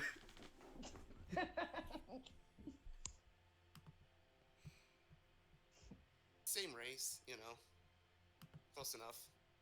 Yeah, close enough. Yeah, Fae and Elf, close enough. Yeah, they're halflings, right? Alright, so I think that will close out, Yeah, that part. yeah, day 3. So, I believe I should make my roll for the prototype. yes, you should. day Go ahead and make a tinkering check. Oh man, that's really low. That's an 18.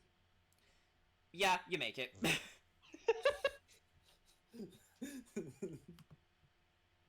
Yeah, we were last week so we were prototype- talking about our sessions run on jokes. I think this is another one of ours. Oh man, that's a really low, says. Yeah. Elf-Fae Sisters Unite.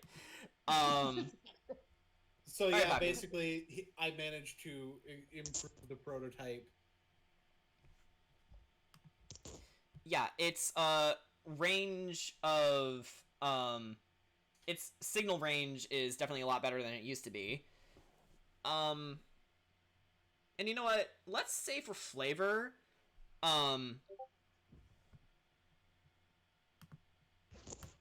the gale of wind finds itself to you, Baku.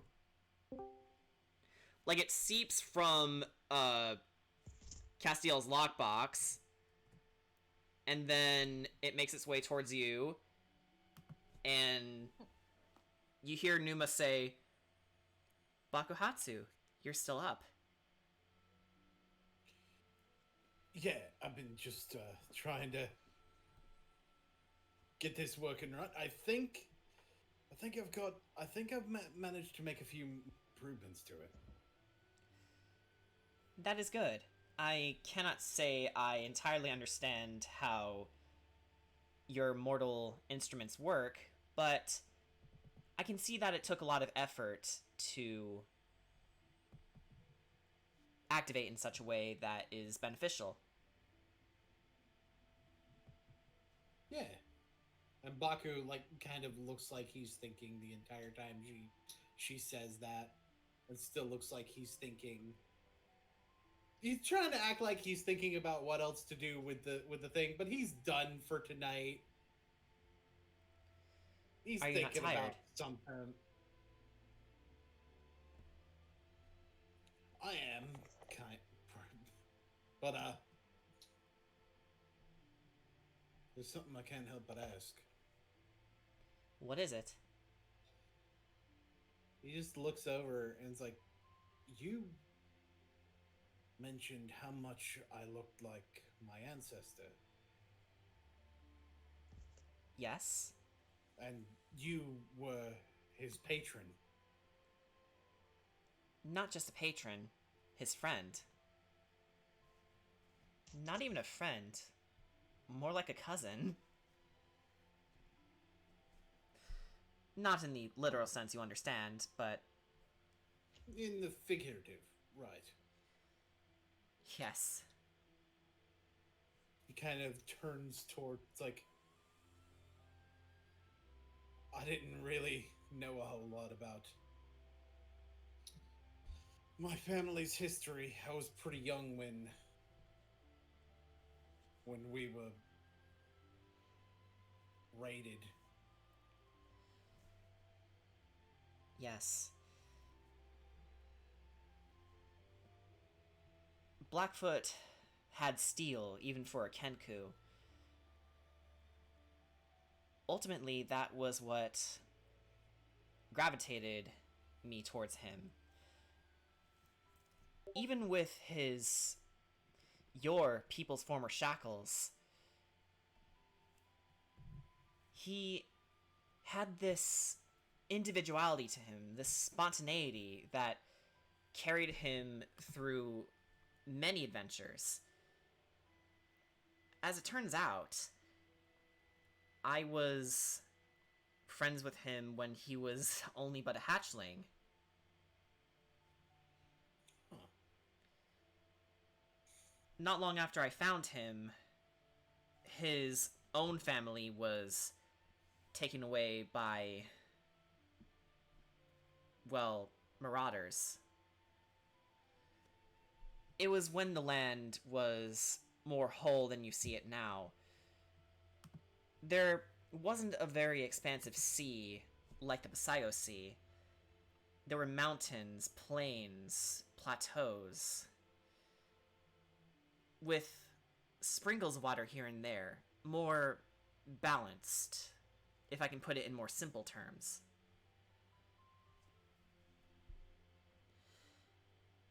He be found me honest, one it's day not- on his adventures.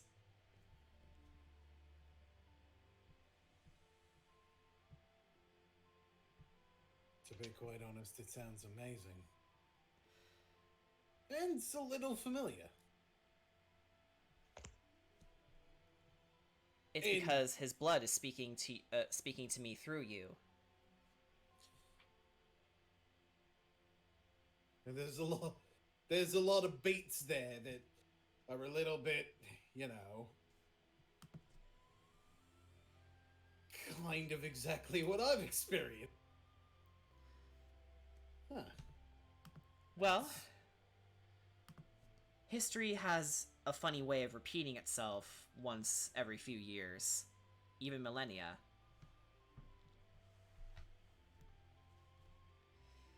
There are differences, mind you.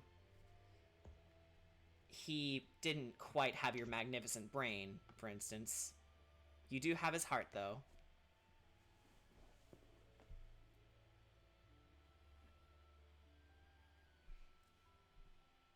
This is. Do you mind if I ask you something? What is it?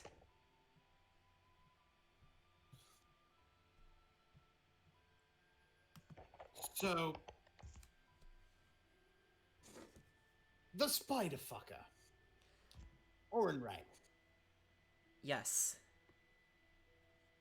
He kept talking about Loth, like Loth is still alive. But there's one thing that he mentioned that got in my craw a little bit. What would that be? The gods don't stay dead. Have you ever known that to be true? Well, to be honest, gods are harder to put down than, say, a dragon or even a lich. But everything that has sentience can live and breathe life. Even they fall victim to providence.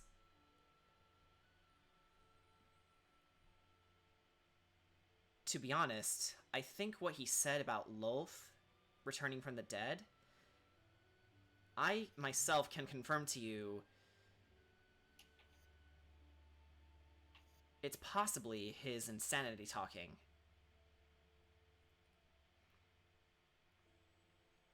He used to be a kinder man when his wife was still alive, you see.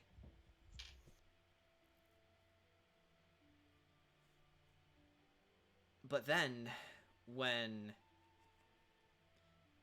she was inexplicably taken from him during the final war, he simply snapped.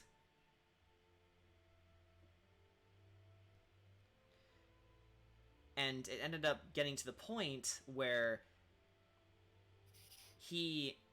where she and Lolth looked so similar to him that he came to the conclusion that Lolth was his wife. Total insanity, as it sounds. But he in his heart believes it to be true.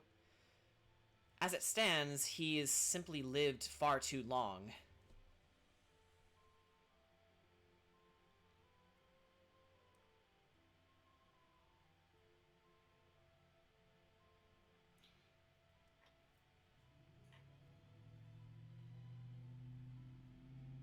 I want to believe there's no way that Lolth could be back.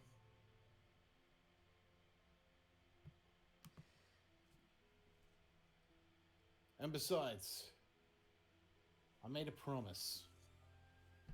Even if Lolth is back, somehow, someway, I made a promise to put an end to it again.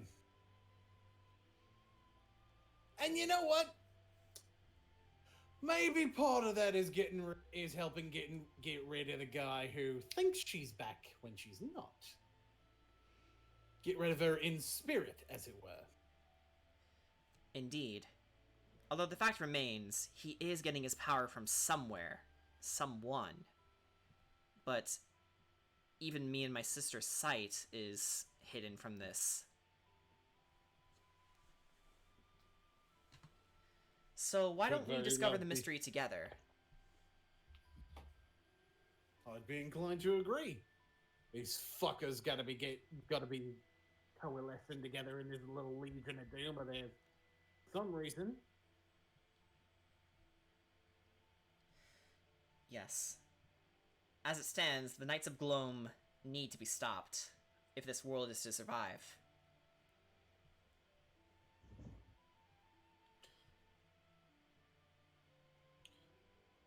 Well, then that's exactly what I'm gonna do. Even if I gotta be a little bit of an angry bastard to do it. Even the most foolhardy of people can be great heroes.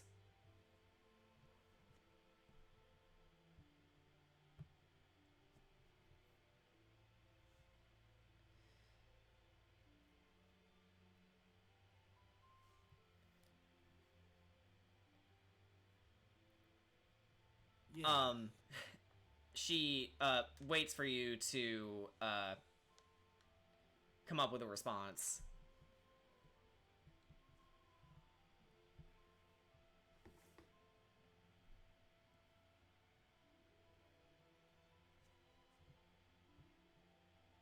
You know, if you were his patron, that means you technically went to God back then, yeah? Well, I suppose I wasn't.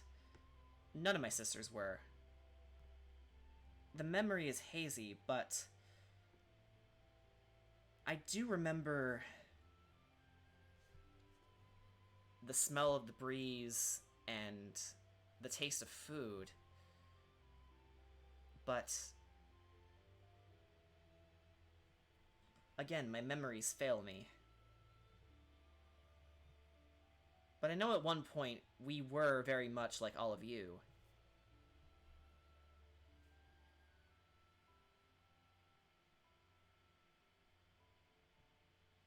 But something made us the way we are.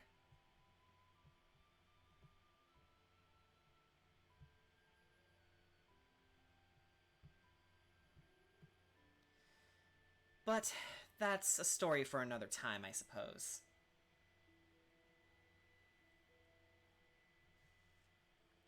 Do you plan to work more on your invention?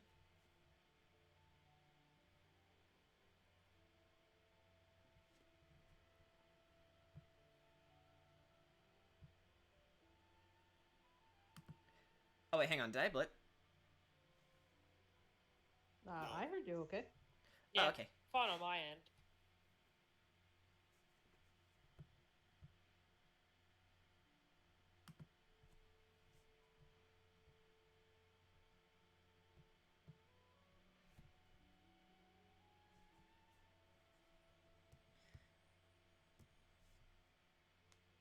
But yeah, you guys are getting a lot of new information.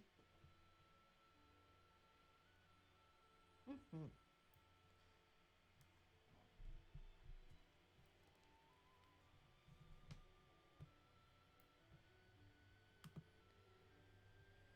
Baku, you still with us?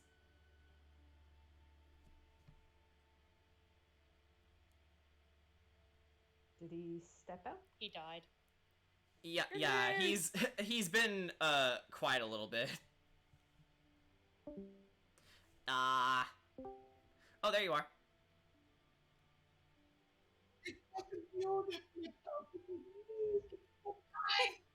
What? Oh my god. Oof. I I didn't was hear hearing it. you guys, and I was Oof. talking, and I Oof. realized you couldn't hear me. Oof. Okay, so we'll call that a mulligan. It's like, if he was a warlock under your guidance, and I'm coming under your guidance, ostensibly at this point, what would that make me? Well, if you would pledge yourself to me, possibly a champion of sorts.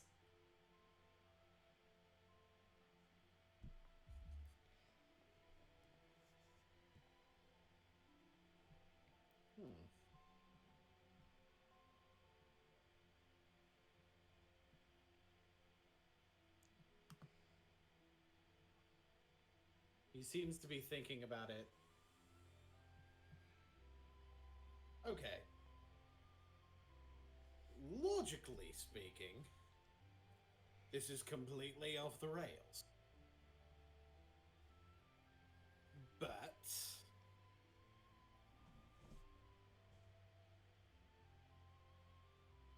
these things, they echo a lot. And I think there's another echo coming on.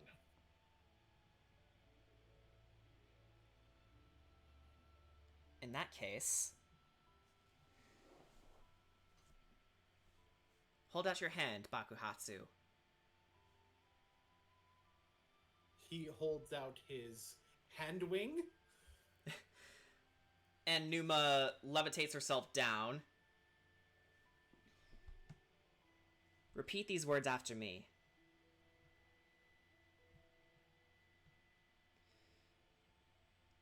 Repeat these words after me. I wasn't ready. I wasn't ready. Be real, this is perfectly in character for him to do that. Numa, even for a goddess, finds it extremely funny, and you actually hear her laughing. And the orb itself is actually starting to glow a bit. And you actually see her face. Ooh.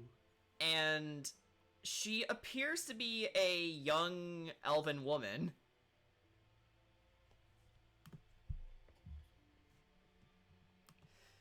But the illusion, vision fades just as soon as you saw it. All right. By the wind and the sky. By the wind and the sky. I take these wings and fly into the heart of evil. I take these wings and fly into the heart of evil. With swift justice and great prejudice, I cast it out. With swift justice and great prejudice, I cast it out.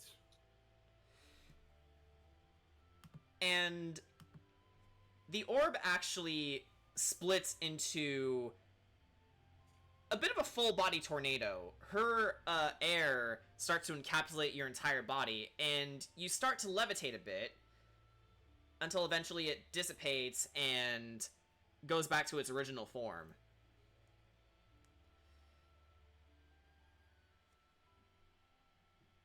Bakuhatsu Blackfoot, you are now a paladin of Numa.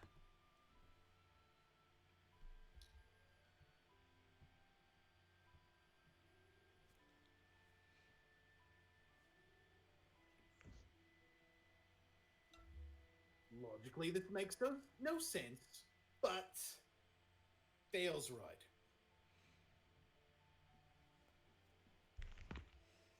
Feels 100% the correct path. I'm inclined to agree.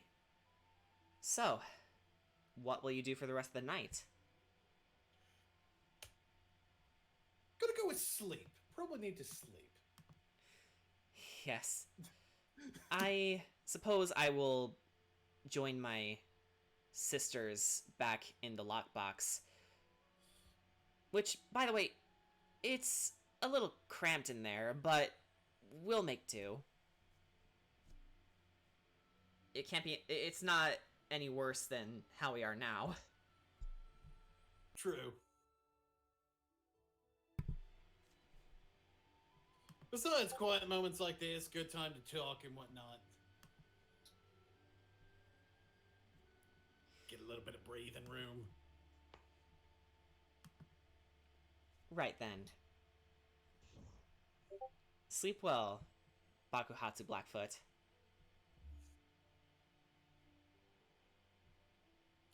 Sleep well, Numa. Do you sleep? I'm gonna say it anyway. I appreciate the courtesy. Good night, then.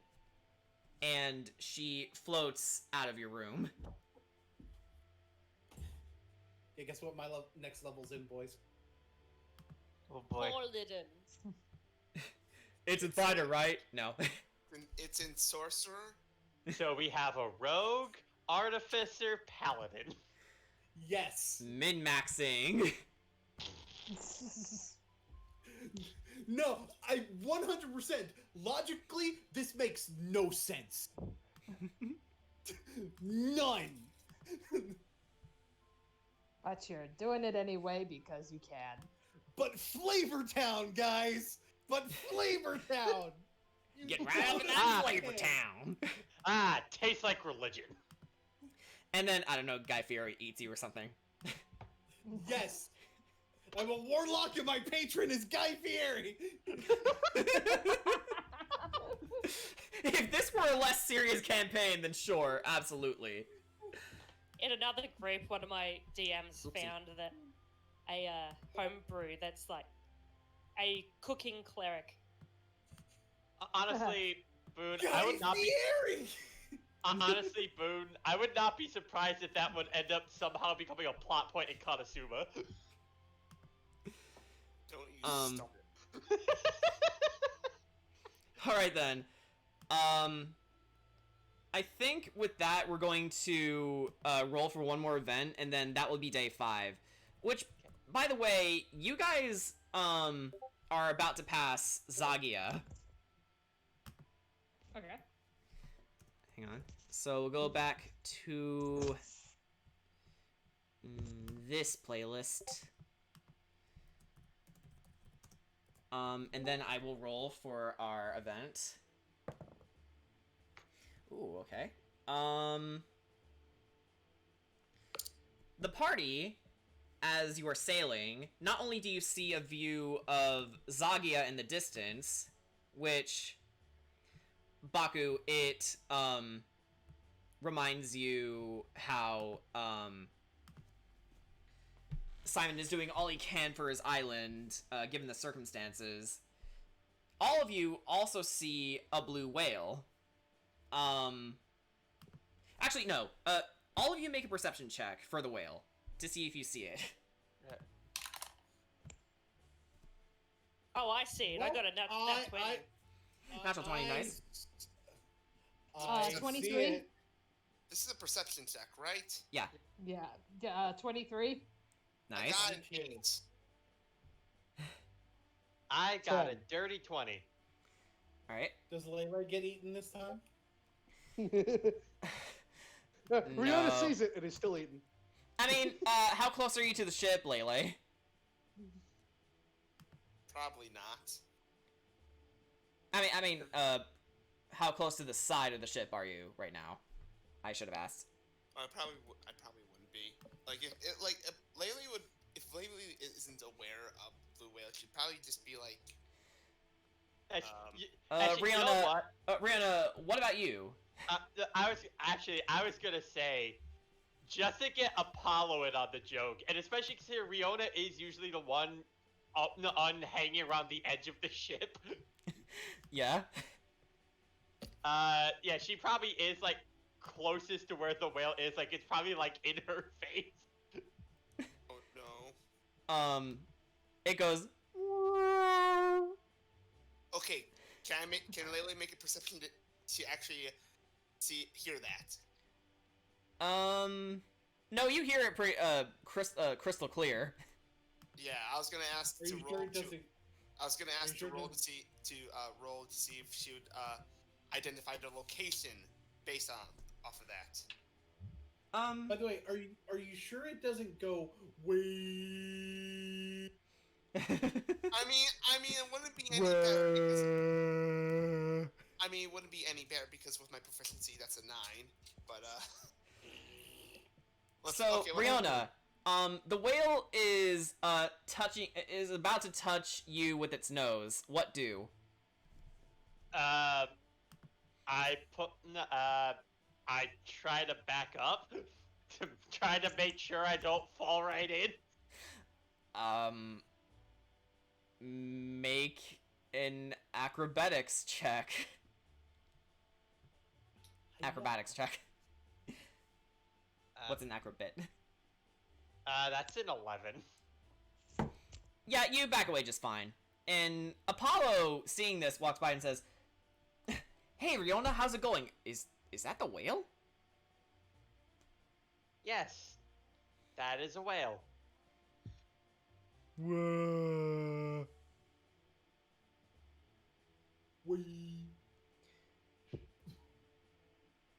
Wow, okay. It's bigger than I thought it would be. What's it doing here? Probably Whale stuff, I'm guessing. it was probably just minding its own business, swimming around. Makes sense. You know, our ships probably look like whales, from wherever it swims. I don't really know whale habits, I am just going off of conjecture.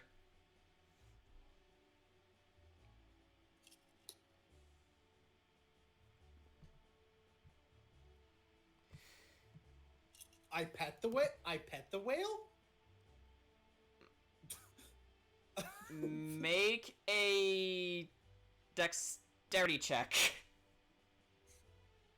Okay.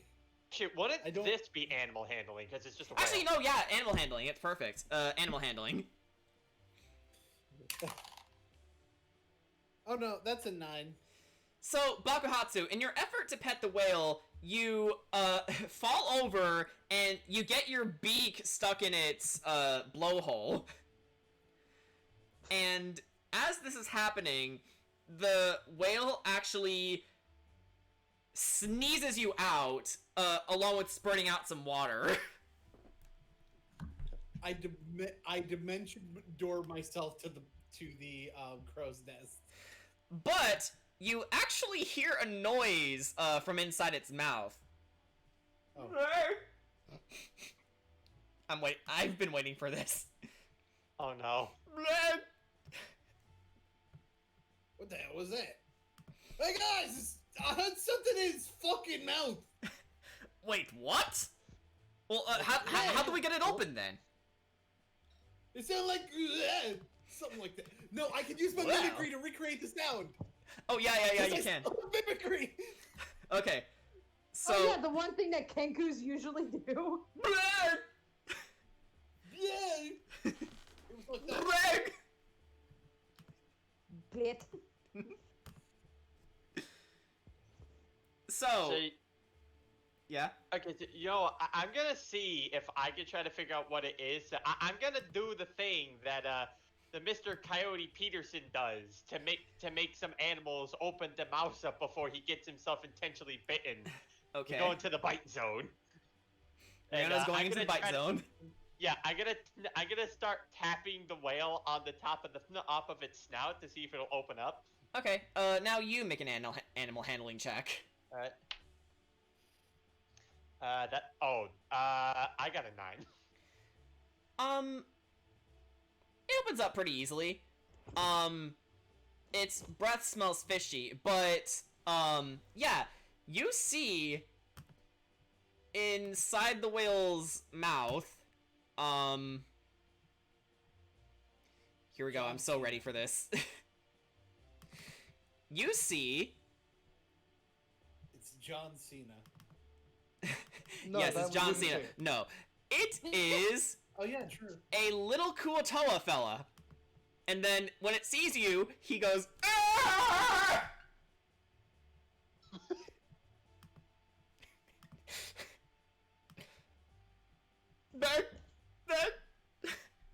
And, he scrambles towards you. How do you take it, Riona? Not gonna lie, I was almost expecting the hot dog inventor guy. No, it's not. I Not was this time. expecting Baku to find cheese. It's like, how long were you stuck in that whale's mouth? Beg.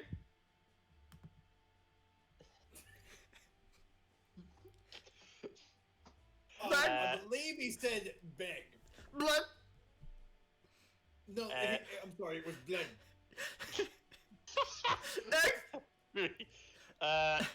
Riona just holds out her hand to see if he'll take it.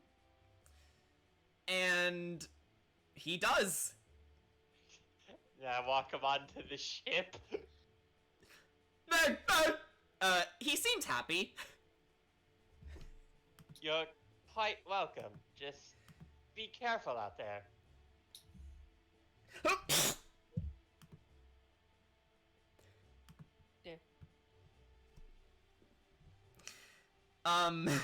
Apollo, looks down at him and asks, "So, what's your name?" Wait, what was that? Oh, it's Finch! It's Finch. Finch! You guys didn't. Like, Oh, it's- actually, no. I can spell this out phonetically for you guys. This is his name. Oh yes, I see. Oh, it's Finch. Fipsh the Kuotoa. Well, It's Finch. You well, guys didn't catch that? Finch. Well, at least he seems intelligent. How you doing, Finch? Ah!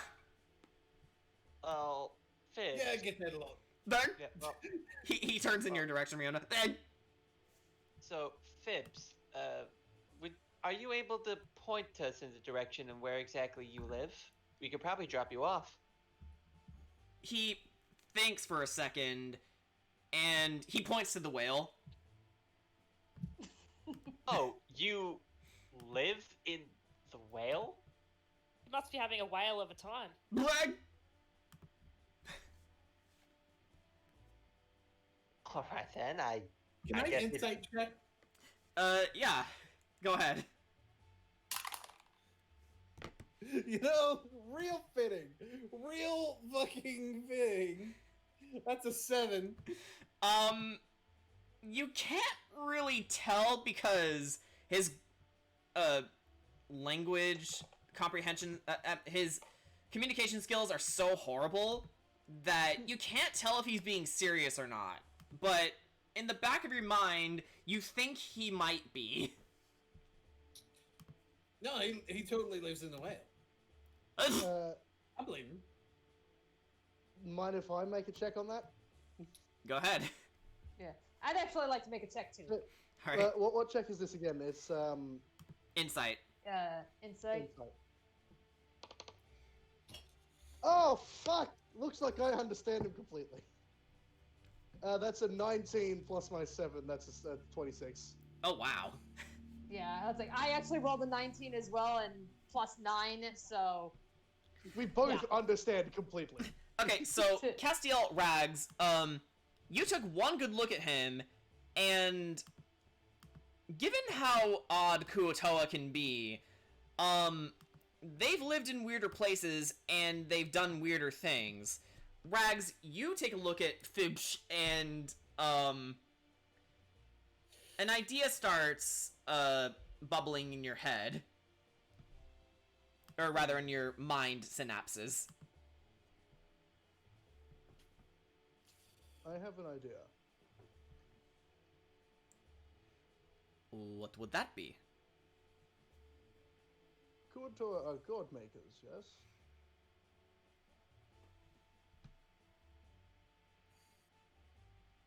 They I don't like where this is have this- going. They have this odd ability that if enough of them believe something to be a god, it becomes one. A new I don't god like where this springs is into going. existence. I did mention that I wanted the kobolds to learn how to fight, yes?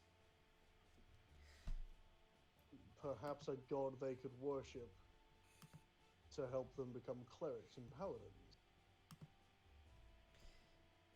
You know, that idea sounds crazy, but it just might work. We have 3 gods on the ship. Lily speaks Hello? up. Hi. Yeah, Cass is, okay. yeah, Cass is like, I'm a servant to a god. I'm talking about the orbs. And the Wayfinder gems don't respond. And I'm talking about a god that they'll recognize immediately. Remember, that the kobolds live in a servitudial society. They serve. If the god was shaped after someone they knew and already worked for, it might make it a lot easier for them to convert.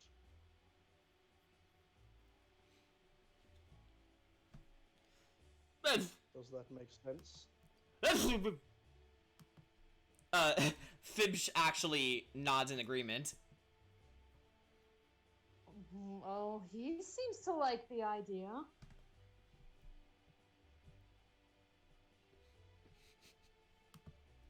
This character's so dumb, I love him. I made him just today. That was you. That was you agreeing, right? Yeah. He said yes. I think he said yes. I'm pretty sure that was a yes. Yes! He said yes. Yes! Okay, that was definitely a yes. Riona then pats him on the head. He, looks at your hand and nuzzles it.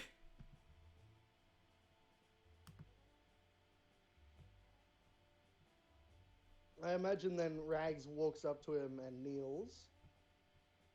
Could you do me a favor?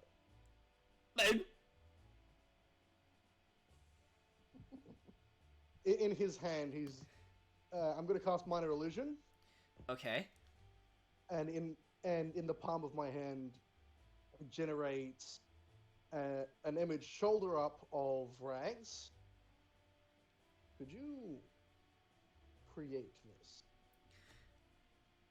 As he sees this, his pupils actually look forward in a front-facing direction.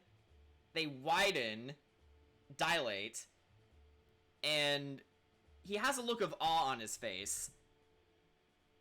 And he nods yes very slowly. And then he does a cartwheel and then dives into the whale's mouth. while What in the name of? while slapping its tongue to close its mouth, and then the whale submerges into the water and out of sight. That he left a lot sooner than I anticipated.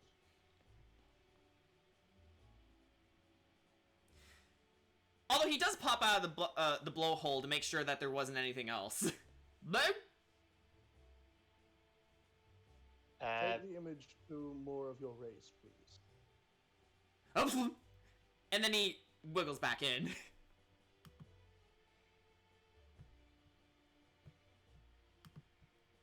And that was the first sighting of Fibsh. It's Something. Right, so tells that's not me- going to have unintended consequences. Not at all. it. Well, I think I may have just convinced him to create a whole new god in my image. So. Right, no unintended consequences whatsoever. But All it in ends the up name being of progress, an evil Dr. god of Watson. your image. If it's an evil god in my image, I will kill it and make him make a new one. Try again. I could probably help out with that. I've got cool paladin. I'm cool. Baku's a cool bird. He's a cool bird. He's a brave boy. Bird up. Not a brave enough boy for this. Brave boy. Then goes into stealth. Not brave enough for this. So, with that in mind, you've all arrived back on Othia, specifically in the harbor in Oldwell, which, if you remember, was your very first stopping point on your journey. It has been quite some time. Do you think they'll recognize us? I bet they won't even recognize me. I've got the new jacket and everything. Look, the sleeves aren't in half. No way they'll recognize me. Well, if going by that logic, the fact that I'm standing upright and my eyes work properly this time, they shouldn't recognize me either. I mean, they probably won't. Actually, nah, to be fair, you're a little bit more noticeable otherwise. Bones.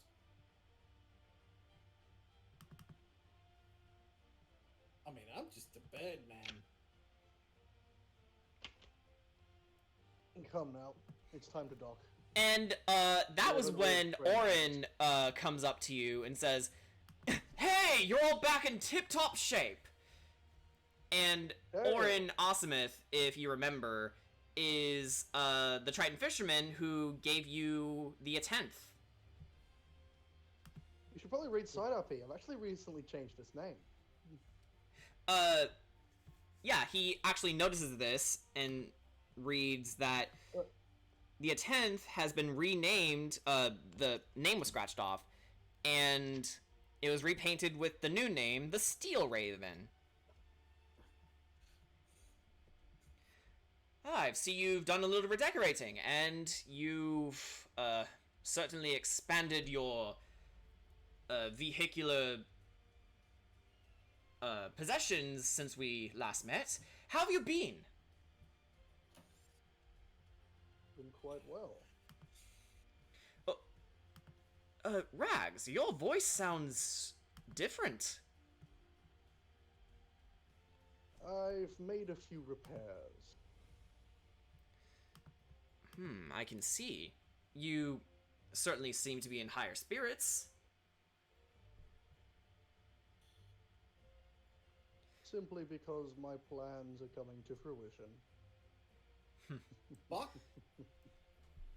Baku has a very different sort of swagger than he had before.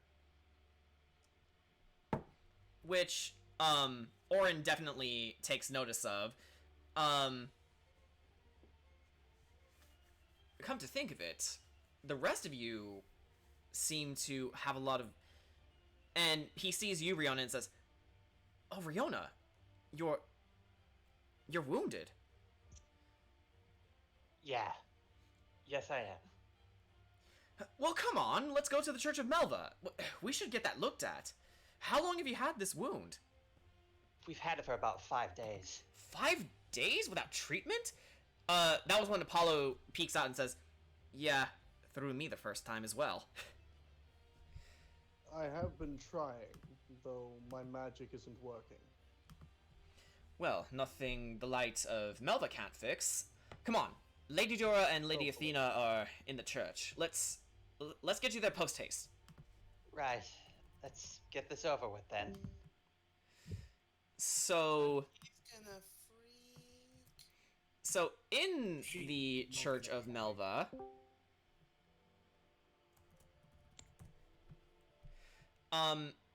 Athena and Dora are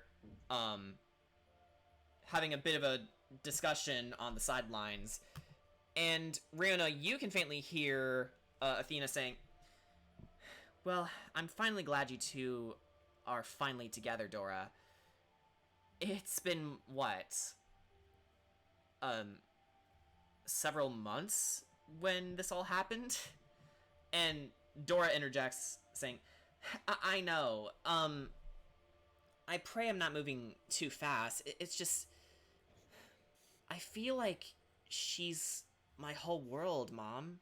And Athena nods and says, "Well, I can't say I disagree with that notion." She turns to look at all of you and says, "Oh, well, speak of the devil. There they..."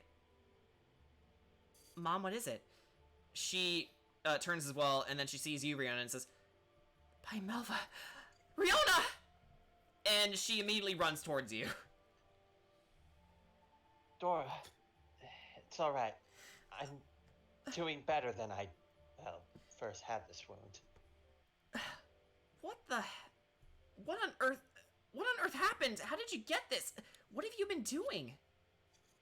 We encountered the Drow King. The Drow King? And Athena steps forward and says, "It's a miracle you're still alive. How did you come by him?" He found us. We picked up the gale of winds, and he was there. Then, Simon's theory was correct. yes. As soon as we deal with Riona's wound here, we will have to talk to Winifred immediately. I assume that's why you're here, right? Yeah, quite a few developments going on here. Dora actually interjects and says, "I'll say. Come with me, Riona. We'll get this fixed up in the back room, in the confession chamber." Thank you, Dora. Don't mention it.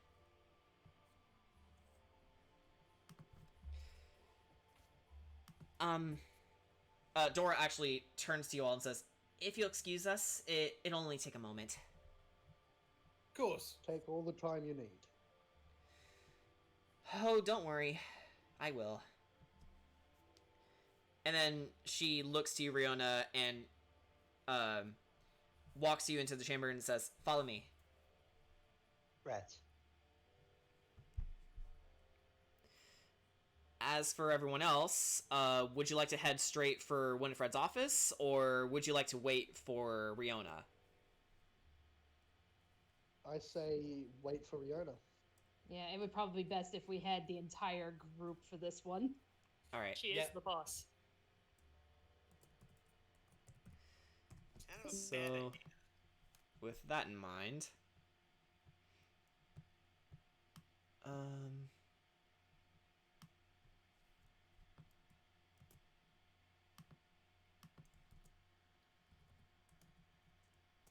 actually, no. I think I have a better song for this. Give me a second. I'll have to do a little finagling, but... So, Dora brings you into the confession chamber, and...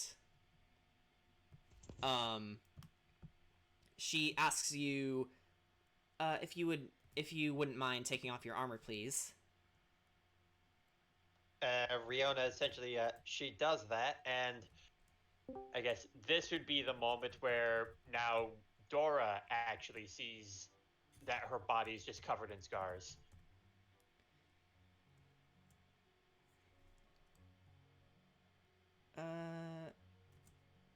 Hang on, is...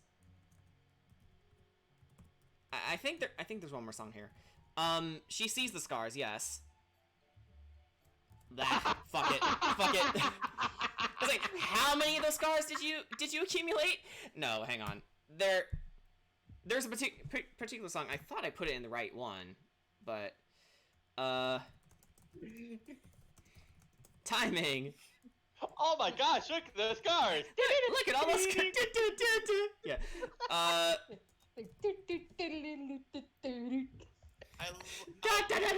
Circus. I love Pokemon Circus movies. Afro. This is what I wanted to play. Okay. So we're back on track. So, Brianna looks at all of your Dora looks at all your scars, and obviously, the biggest focal point is the big gaping hole in your... No, not now. The big gaping hole in your stomach, and,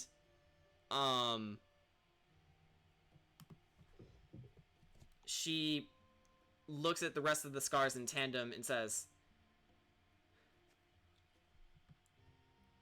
someone like you shouldn't be in this much pain. Nobody ever asks for this amount of pain. It just comes to them.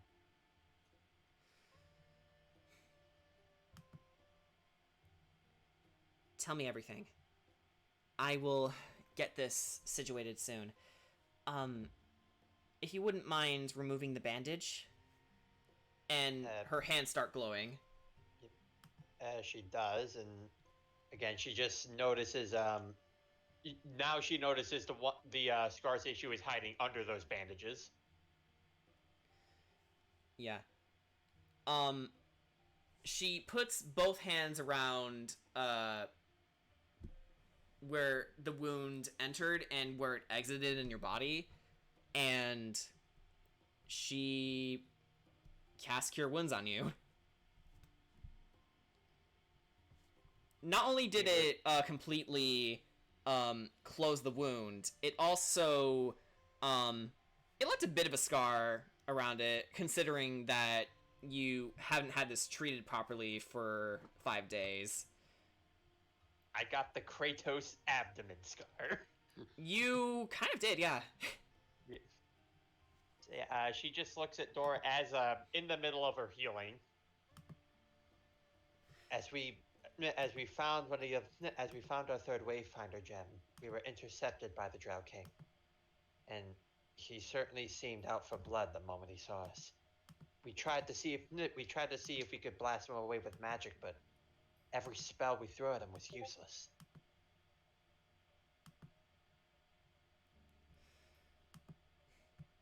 He must have been a very difficult opponent. To think that he found you. I assume you know what's been going on around his kingdom. I certainly am informed now, and there's many other things that are going on. Things that we're going to be discussing with something we're going to be discussing in the office. With Mrs. Wheatflow. Right.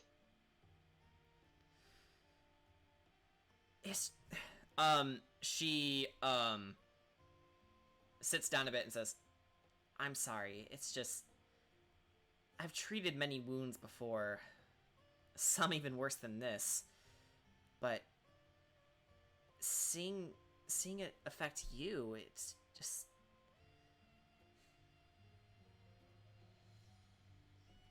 Every day without you has been so difficult. I don't know whether or not you'll come home or you'd fall and die somewhere, or something would happen to you and I wouldn't know about it until it's, you know, too late, or you come to me directly, and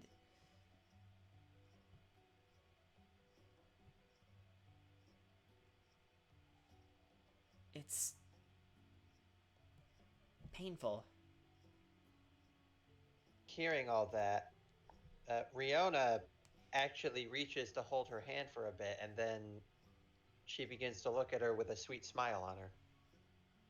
Dora, when I come back from this journey, let's start a family.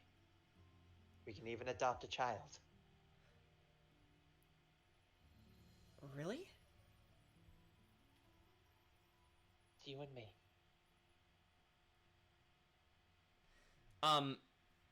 Dora's eyes are welling up with tears of joy, and then she wipes them away and says, "You can bet on it." Riona just gives her a big hug. As she hugs you, she strokes your hair, and she notices, that there's... Well, you all know that she has one undyed strand of hair, but when she rubbed against it, she noticed that it seems a bit different than all of her other locks of hair. And she says, I'm sorry, Riona, but did you always have two strokes that you didn't leave, that you didn't die? Riona suddenly takes her little wolf tail that she has, and she takes a glance, and now she's noticing that there's two strands there. How long have you had this? I must have done it a bit recently. You know, the first strand, that was there when I originally had my master. He was the one I could trust. It was there to resemble that there was one person out there that I could befriend. But then afterwards, well, I don't want to talk about it. I just know after that, I treated this mark as something different. I used to believe that at this point, the only one that I could at the moment trust, the only person whose intuition I could really go by was my own. I never wanted to have to be betrayed like that again. But now that I've seen you, perhaps this means something for the both of us. Maybe it does. And she suddenly holds her head. And she groans in pain a little bit. Dora? It's fine. The mission. She stops herself.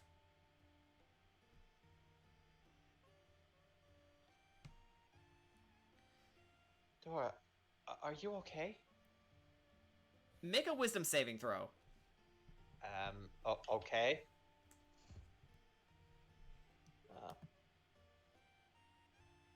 That is a 12. A 12. So not only do you take 2 points of psychic damage, you also think back to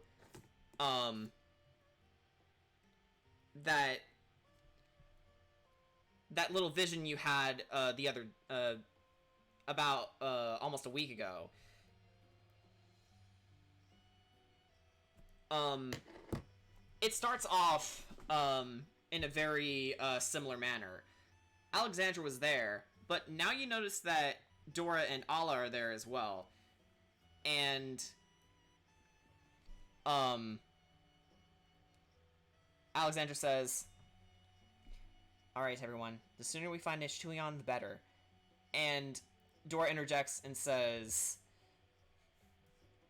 "Where do you think he might be? This world is so different from ours." And Ala says, "Well, he's a half-elf, right? He should be in a big civilization." And you also hear another voice. "Well, it's like looking for a needle in a haystack, then. Riona, where do you think we should go?"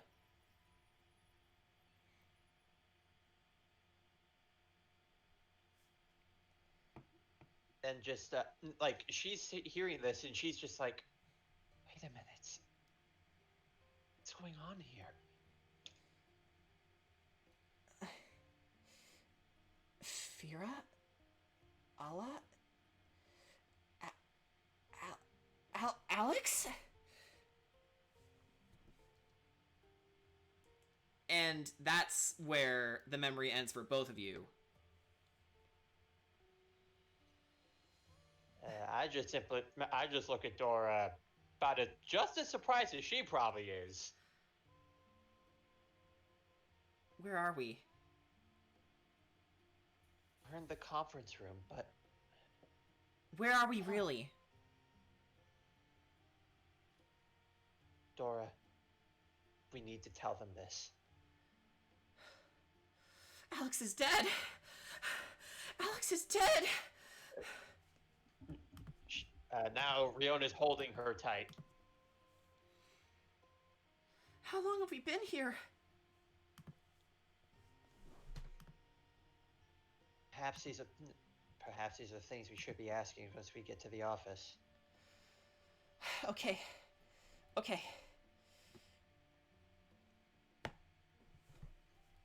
With that said, you can see that her face is pretty pale right now. But I'm just gonna give her a gentle tap on the cheek to get her attention. Dora, look at me. She looks at you. Not saying a word, but she looks at you. We'll figure out what that memory was. And whatever it is, whatever more than likely killed Alex, I'll be in her stead to make sure that her death is given justice.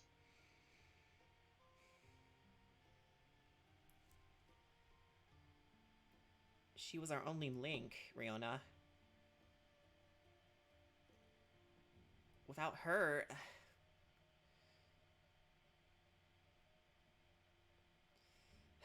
I think the best thing we can do is have faith that everything will work out. But Actually, Riona starts to have her own epiphany now. Riona? I met Ala some time ago. She also gave me a rather solemn look. But I don't know. I'm not entirely sure whether or not that was a look of disappointment between what happened back then, or maybe there's something involving me that can be done. Perhaps there was another link that was left. Then, if we find Fira, if we all find Alex together, or whatever's left of her, I mean, we could figure this out.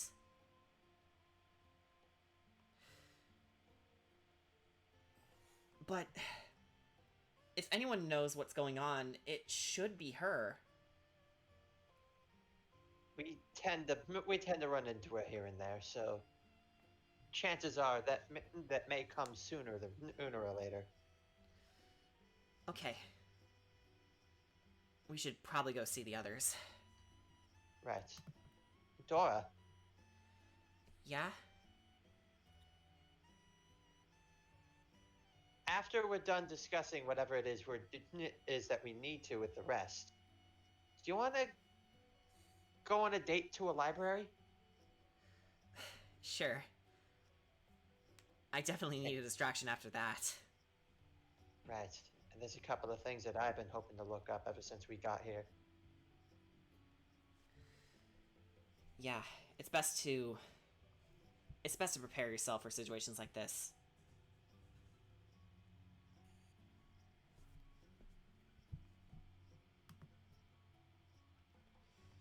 Now come on. So And Rihanna, she also gives you your armor back. There's a big hole in it, but at least you won't be top naked or whatever. Yep. Actually, Riona's actually going to look at Dora for a bit, and she's actually going to decline the armor for a bit. Do you have any extra? No, do you have any extra nobleman robes that I could borrow for a while? I actually have another idea in mind. Oh, well, we don't have any nobleman robes, but we, oh! These are my vestments that I used when I was 16. They should be around your size. They're perfect. And, they are red vestments.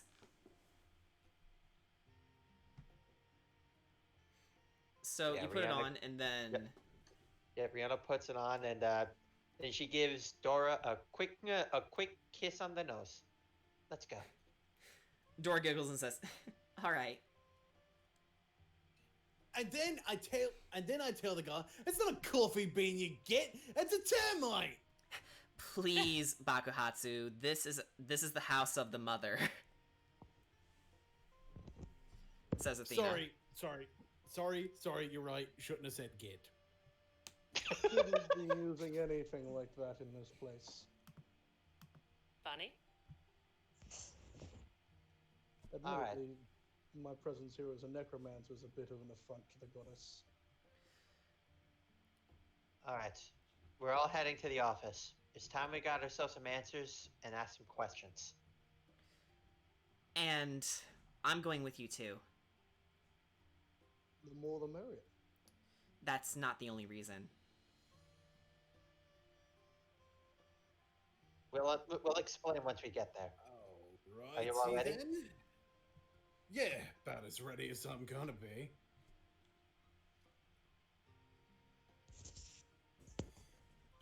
Yeah, you know what's gonna be awkward? Explaining to Simon that the voice in my head was actually an evil pirate. That's gonna be fun. I'm sorry, what?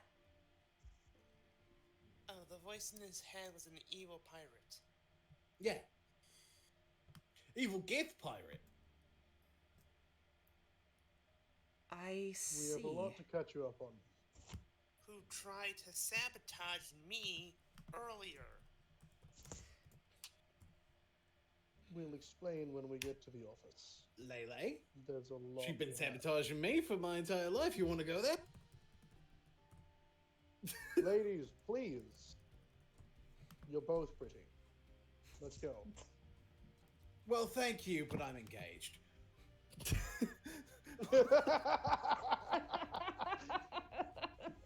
So, at least you finally admit I'm pretty. It's time we talk to a missus.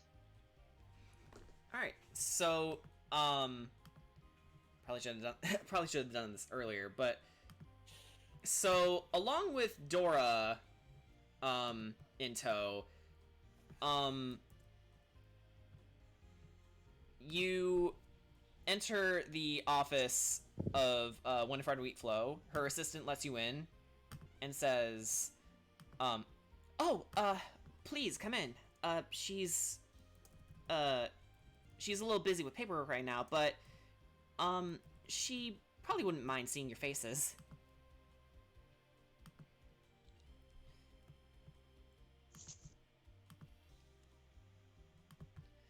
And just tell her yeah. the Sovereign Six are here. What was that?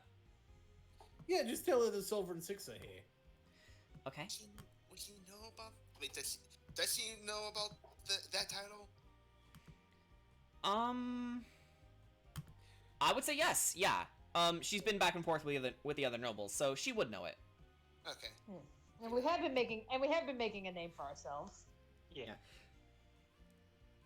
So, the assistant knocks on the door, opens it, and says, "Mrs. Wheatflow, the Sovereign Six are ready for you." And she says, "Send them in."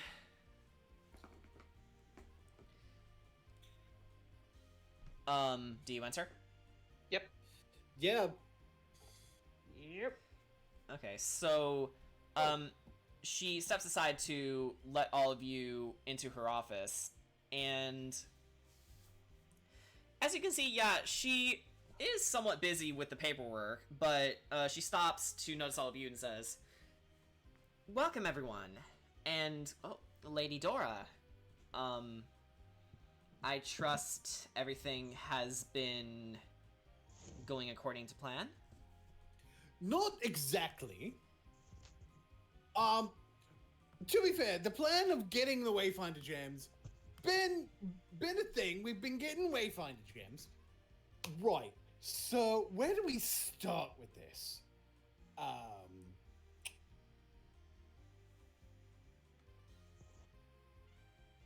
So we got the Gala Winds, and Drow King was there.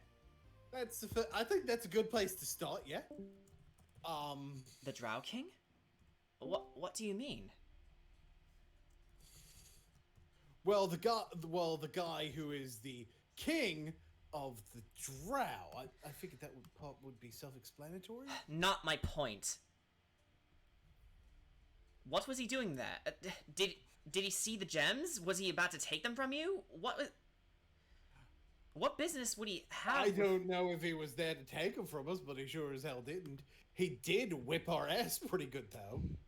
Especially Riona. All that's for certain is that I know he was. Rags, how do you take this, considering that you were blown apart? I'm currently just making some food in the kitchen. Give me a bit. Oh. Look, it's like especially Riona and Rags. All right. All that we know is that he was out for blood. That's for certain. In the name of Lolth, who's fucking dead. Sorry, who's dead. It's fine. You're not in the church anymore. Oh, thank fuck. I would appreciate it if you would stop swearing, though. Numa's a lot more cool about this. But listen, Wait, but the Numa? point What do you mean Numa? What has happened? Right, so that's another place. You know the Wayfinder gems, how they like represent the gods a little bit closer representation than you probably initially thought.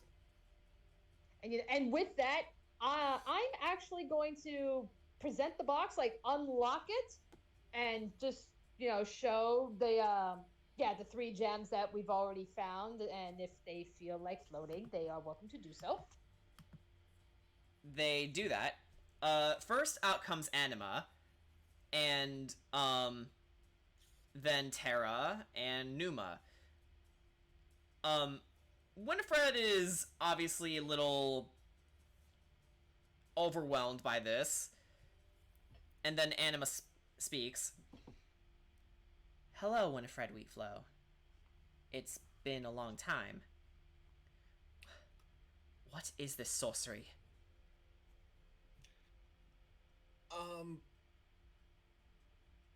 These aren't just gems. They are the gods themselves. What? I take it you weren't aware of this. No, I wasn't. This is impossible. They were supposed to be the essences of the goddesses, and they were she's starting to pace now. they were left behind to protect our world, and I don't understand.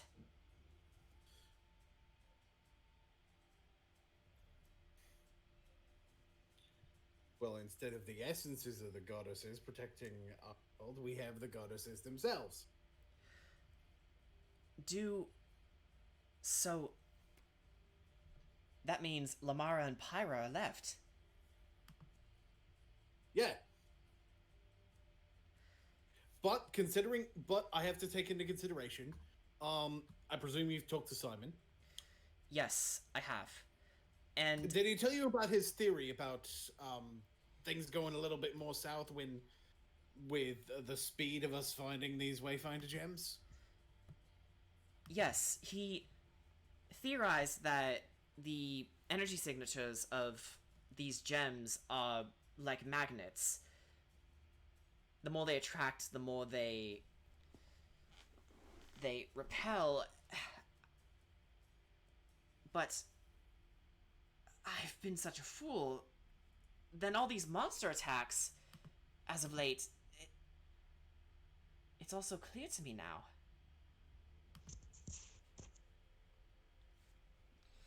He also may have been on the ball about our expediency being a bad thing. Considering that Morneau and Ray showed up. Considering the fact that Rag started getting visions from Ethan the Mad. The ancient Dracolich? Yeah! Who else have you witnessed? Well, does the name Tarum to ring a bell to you? Because it rings a lot of bells for me. I can't say it does. Well, she's been talking in my head since I was a kid, claiming to be a god of piracy, and as it turns out, that's a big fucking lie. She's a gift. A gift? Yeah. And she's been sabotaging all of us. Baku, she's not just any gift, she's the queen of the gift. I don't care if she's the queen of the sock drawer, okay? She's a bitch. Needless to say, we're in some trouble. I've learned from Stark. They've that got a there are six legion of great doom evils. of...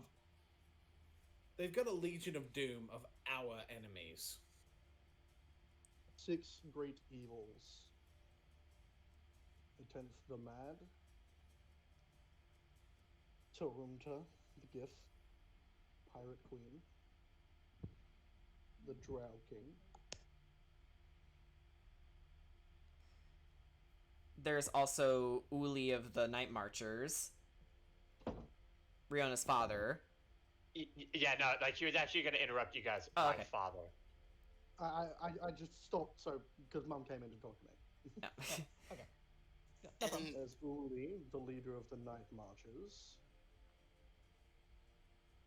A sorcerer, well, a warlock that has a fetish for demons.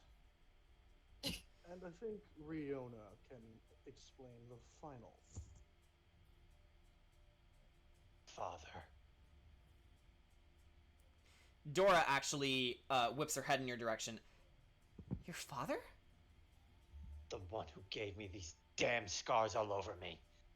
I thought your father was dead. I thought he was in prison, but I guess not anymore. wait, They go under the banner of something of gloom. The Knights of Gloam. That's What it is.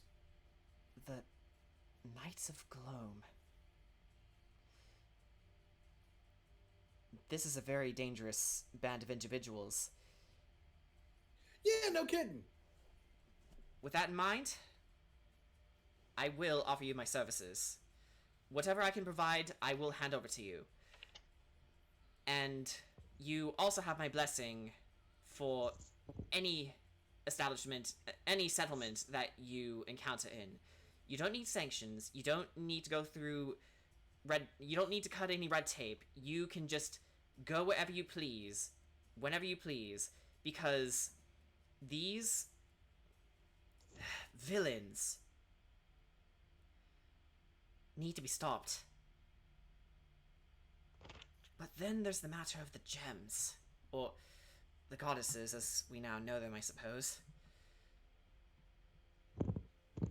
If we go after the goddesses, these folks are gonna find us. So, we need preparations first. What you need to do, what else you need to do, what's more, is you need to seal the gems that you found away somewhere where they can't find them. Is there a settlement that is not well known? Right. After He all, just looks over to Rags. How about Everyone the looks over sovereign to Rags. The sovereign, what now? Everyone, Okay, with well- a settlement that's not well known, everybody looks in your direction.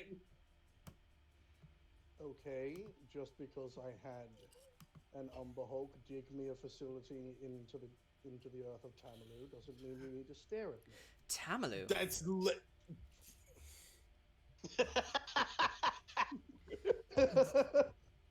Kind of is because that's literally what she was asking for. Like, honestly, Yeah. I just expect Baku, like, after hear that, just to go, boy! I just imagine smacking Rags at the back of the head. Just smacks him on the back of the head. Boy! With that in mind, Winifred looks to you all, and says, "Hand me a map." Oh, Baku, you have it. I'm the map. I'm the map. I'm the map. I'm the map. No, you're just the map man. I am the map. No, he's a You map are bird. not physically the map, but you have the map. So Not with that she, attitude. yeah. So she looks at the labeling, looks over at Tamalu, and she takes a peculiar ink and rubs it all over it, and before your eyes, it just vanishes. No one of the Knights of Gloam should know about Tamalu. If they discover its location, then if that's where you plan to put the gems, then your mission will be in danger. Not only just your mission, the entire world.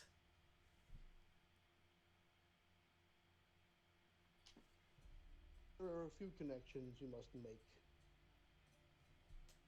Name them, and I will get them done. Are you aware of the Deadland? The The Deadlands. frozen expanse to the south. I believe I have heard of them, yes. Send an envoy. An envoy. It would do you good to fly the Sovereign Six flag. I've made some more allies. Yes, you do seem more composed. I will get on that as soon as you leave.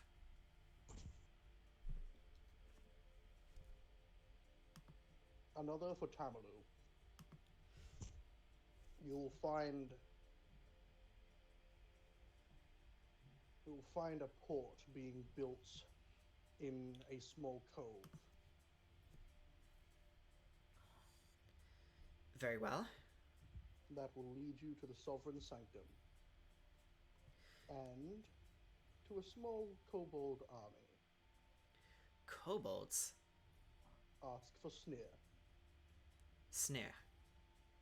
Very well. Anything else?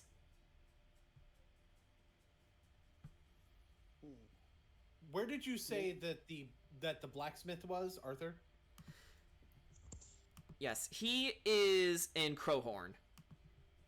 Crowhorn. I need to find that on the map. I see it. Okay. It is on Roya. Yeah. And it would probably do you well to make contact with Stark. Stock. He's running a recon mission with Magnus and... I cannot remember her name. Asuka. Asuka, that is it. Yes, I've heard about Stark's exploits. He's a trusted resource. I will get that information to him as well. Not I only also have a this. I also have a prototype that should help some for some more efficient long distance communication. A prototype, you say? Well, let's see it Yes. then. I have the prototype of the device. It looks like basically the way it looks is, you know, the easy buttons. Yeah. It's one of those, except it doesn't have easy on or anything. It's not red either. It is green. With silver outlining. It's like, and actually no, I can design this. There's like miniature. There's like smaller buttons on it. It's like you press the button that corresponds with who you want to talk to. You can program. You can very easily set that to where it's easiest to remember for you. Very And well. you should be able to communicate with them almost no matter how far away they are. I don't think it'll go up to space. We might need to go there if the technology will end up allowing us. But down here should work all around. I will have Stark and his engineers get to work on mass producing these. And I will fund the Excellent. project for your little army. Sounds good. As for getting to space, I may have an idea. But I will have to get back to you on it. But it should be ready by the time you go to Roia. Oh, we're actually gonna do that? You are to meet the Archaea family, right? Yes, we're also supposed to meet with a blacksmith that apparently I, in particular, have reason to meet with in order to work on some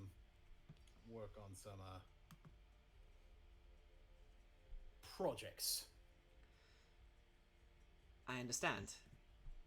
Then you'd best head on to Zagia then and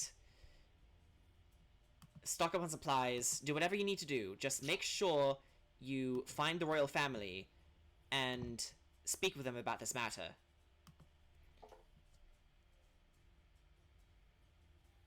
And when you find an opening to find Lamara and Pyra, take it. We'll be sure to communicate that we're doing that so that a proper distraction can be put in place. Very good then. You have full use of the army for any distraction you may need. Also, if I run into the Western Raven, I'll be sure to give them communication as well. Having my old crew would certainly be in on this. Would most certainly be useful. Laylee Your old crew? You don't mean pirates. I do mean pirates. I mean the exact type of pirates you want. I mean pirates with honor, my dear. The ones who sided with A you rare against concept, Israel. but not an unwelcome one.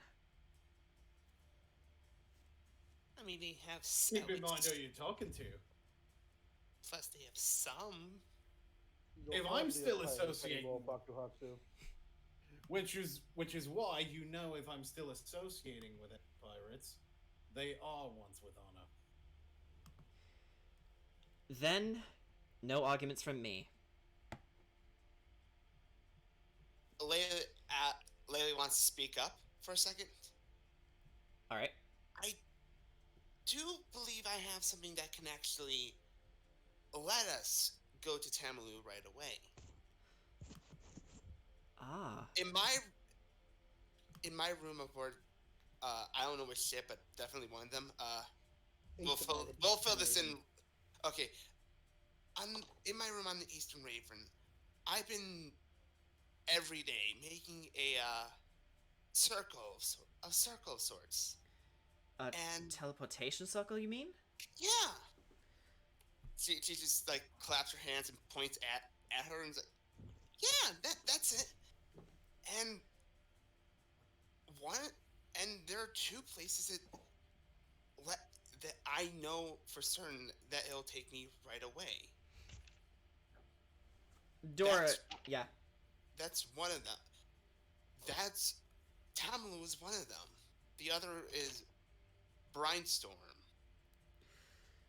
Tamaru and Brainstorm. Yeah. And The word cheese echoes in Bakuhatsu's mind. And sausages. And for- fake Fira. And fake Fira wanted to find cheese, so just a quick reminder for you. Sausages. Sausages and hot Hot dogs. dog. Please! So, on a whisper of the wind, you hear, please! what was that? Dora actually interjects and says, then you could very easily sneak onto the island to do whatever you need to do there. And Winifred chuckles and says, Luanja's probably not going to be happy about all this paperwork that we had to file together, but I think we can make this effort work. Before we leave, Rags turns to the party. Before we leave, should we not make a stop at Oathberg and talk to Wisebear? I suppose our old friend might want a bit of an update on the current situation of the world. I'm in favor for it. Sounds like a good idea to me. There is one other thing that I would like to ask about. What would that be? Me and Dora have been having visions from our a past event. We were hoping you'd know something about it. A past event. Well, as far as I know, Dora has lived on our island for many years, and you only just arrived many months ago. I'm afraid I can't tell you more than that. Dora whispers into your ear, Riona, and says, I'm afraid she won't be able to be of much help. Thought I'd at least try. That's what makes you amazing. Well, in that case, are you aware? Do you know where exactly we could probably find Fira? Winifred thinks for a moment and says, well, Miss Stoutheart is pretty much that sort of person who shows up when you least expect her to. She's not exactly easy to find. Right.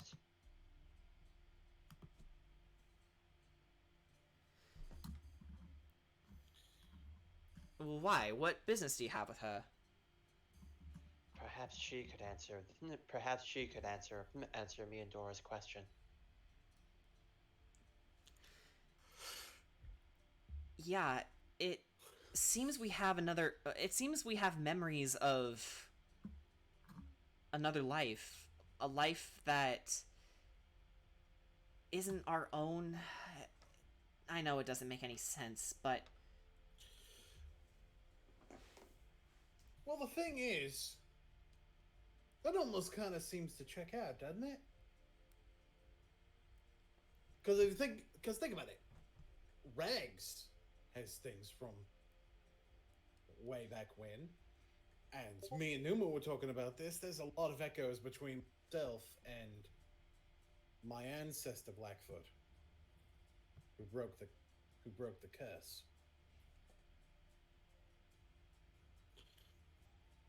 Way to describe it would be echoes.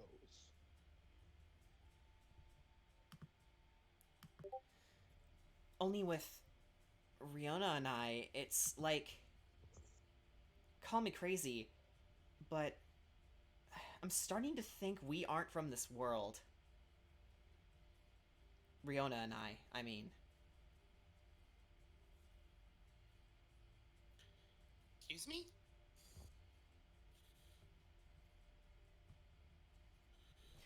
She looks to the rest of you, and Dora actually takes your hair, Riona, and shows another highlight that's in your hair.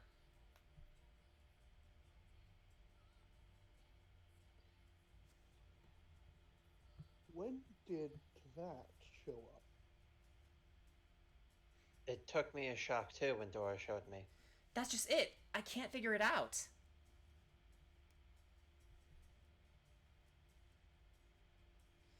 Interesting. Anyway, there's also the mission. What is the mission? That's why I'm hoping to find Fira. Hopefully she could fill us in. And Ala and Alex. Alex! You mean Alexandra, the Phantom of the Forest? The same. Who resides in the Dead Keep? What would she be doing there? It's where she died. Winifred is obviously freaked out. The Phantom of the Forest? She's nice, don't worry. No, you don't understand. She is a world-renowned monster slayer. She has fought demons, dragons, liches. We don't doubt her power at all. I mean, when we were all in the Shadowfell, it was thanks to her we were even able to get out. Maybe for... Oh, that's easy for you to say. Truth of the matter is, regardless how powerful any of us are, we're never truly immortal.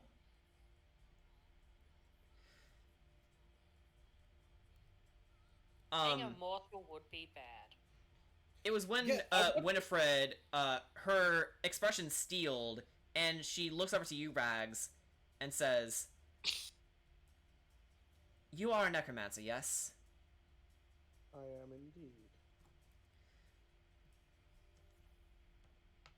If we are to succeed, I want you to resurrect Alexandra.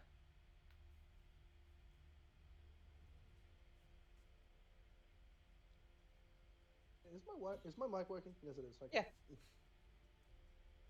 That may not be possible for me.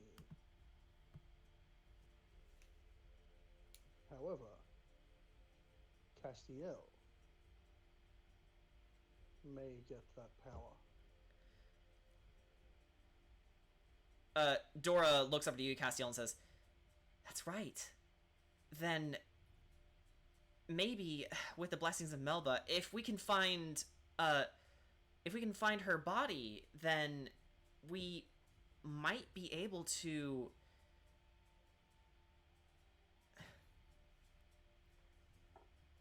but at the same time, resurrecting the body of someone who died, it's... We also need to know the conditions in which she died. There's so many, it's like, from my studies, it just seems there's so many complications when it comes to resurrection. Also, you Does have she to want consider to if the... Exactly, you have to consider if the person would be willing. There might be a reason she's dead. Winifred looks to you all and says, "I don't care how you do it. Her mind is that of genius intellect, and we need that level of expertise if we are going to do this." I mean, you want to talk about genius intellect? I'm right here. But yeah, She is an arc. she what now? See what now? You Oh. cut out. No, I heard arc. Yeah, No, that I'm saying in character. See Yeah. what now? she is an And- arc, and that's all you need to know. I don't know what that means. She is an arch. Someone make a history check. I'm not going to. I'm gonna have Baku make a history check. I rolled a nat 1. Oh Jesus! I got an 8. I stick by my Actually- statement. Actually, Dirty 20. Huh? Considering Riona's been getting these flashbacks, I think she should roll for a history check. Yeah. Okay. Dirty 20. See, I got myself a 16. Okay. So Riona and Rags, you both come forward with the knowledge that Alexandra's parents, not only did they not only were they world-renowned adventurers, but after their death, their daughter, Alex, essentially became a legend throughout the known world.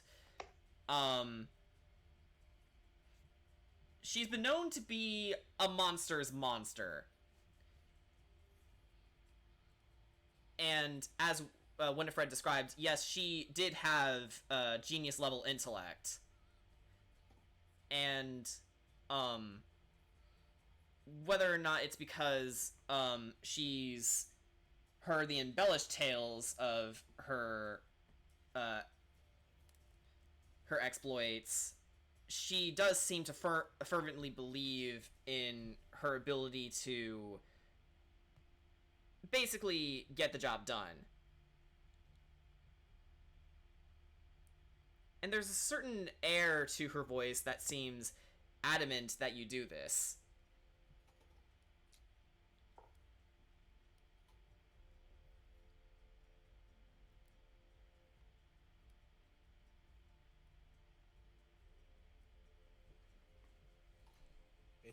It's something we can look into, but we need to be prepared for the possibility of not being able to do it. I understand. We should be prepared to be able to do this on our own anyway. DM, if I may headcanon. Yeah?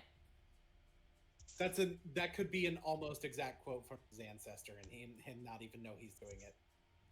Okay, yeah. I'm fine with it. Can we retcon that to DM? May I boon cannon?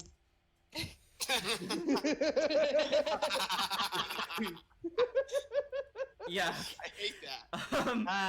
Inside jokes. No, it's his boon. It was his boon canon anyway.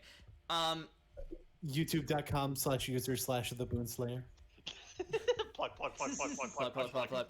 All right. So, Winifred sits back down and says, "All right, I've got to prepare the necessary letters and documents and everything in between. So, everyone, I wish you the best of luck, and, well, Godspeed."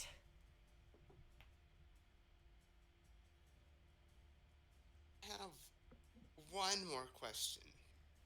What's that? I need to remember what island the one festival is on. I forget the name. Where she met Koa. Oh, was that back at hang on. I can't remember everything. It's Derbstan. Derbstan? Yeah, Derbstan.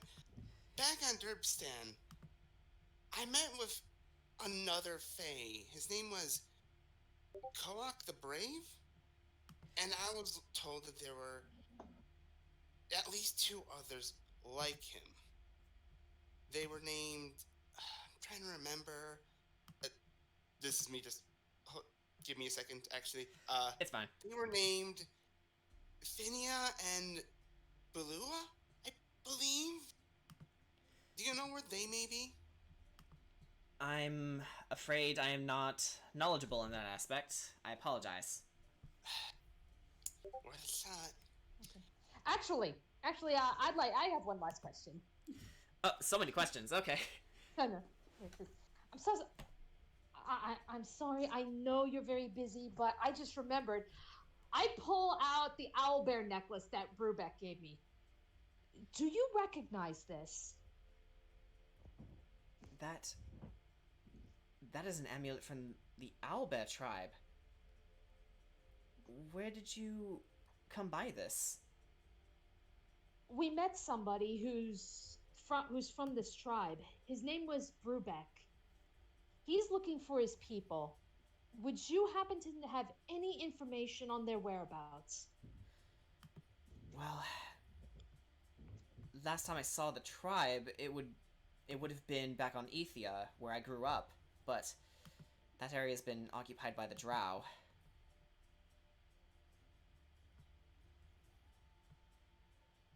Dirty spider fuckers.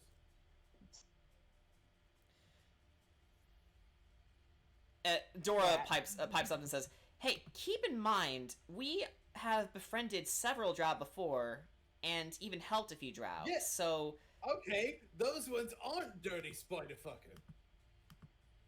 I suggest you watch your summed it tone." up. Being, as opposed to clean spider fuckers. Exactly. Okay, knock it off. I will look into them as much as I can, Castiel. Thank you. Thank you.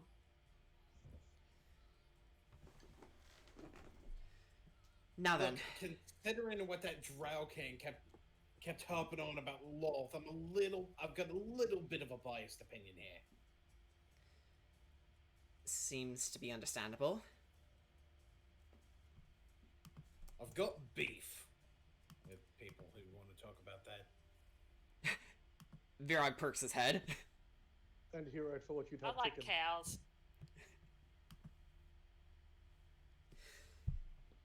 Are the cows gonna be in He danger? doesn't even hear. He doesn't even hear the comment. He's just too mad. Dora, looks to you all and says, we should probably go. We should. Riona actually comes in. If you guys are going to the blacksmith, I'll catch up with you in a moment. Me and Dora are gonna do a little something first.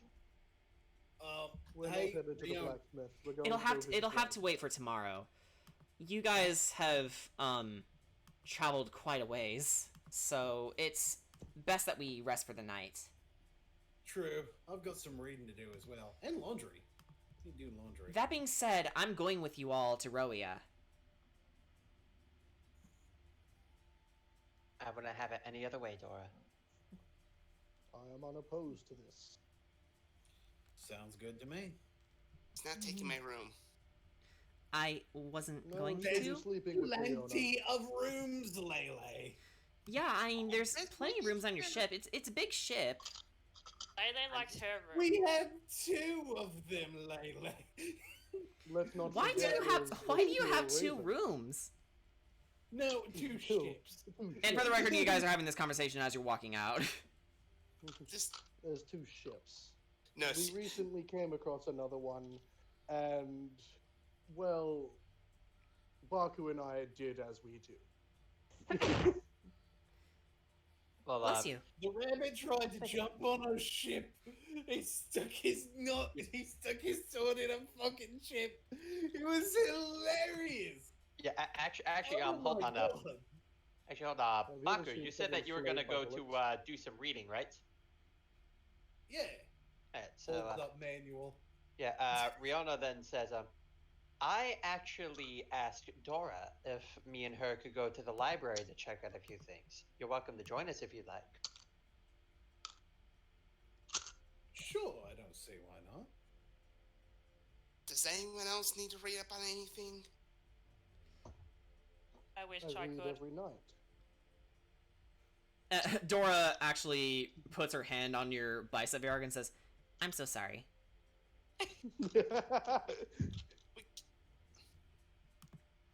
Oh, this is gonna. I'm pretty sure. Pretty sure Rerog can read. No, I can't. No, Virog likes to look at the pictures. Have you tried? Yeah. I can recognize numbers sometimes. So That's a he can read he can't read letters, but he can read numbers. Oh, I Yeah. get the. I imagine. I imagine he's like the song I can only count to 4. No, it's 6. He's a symbol man.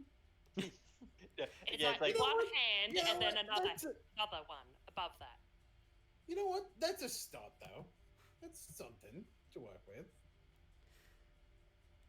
And you? I think this is where we'll end the session.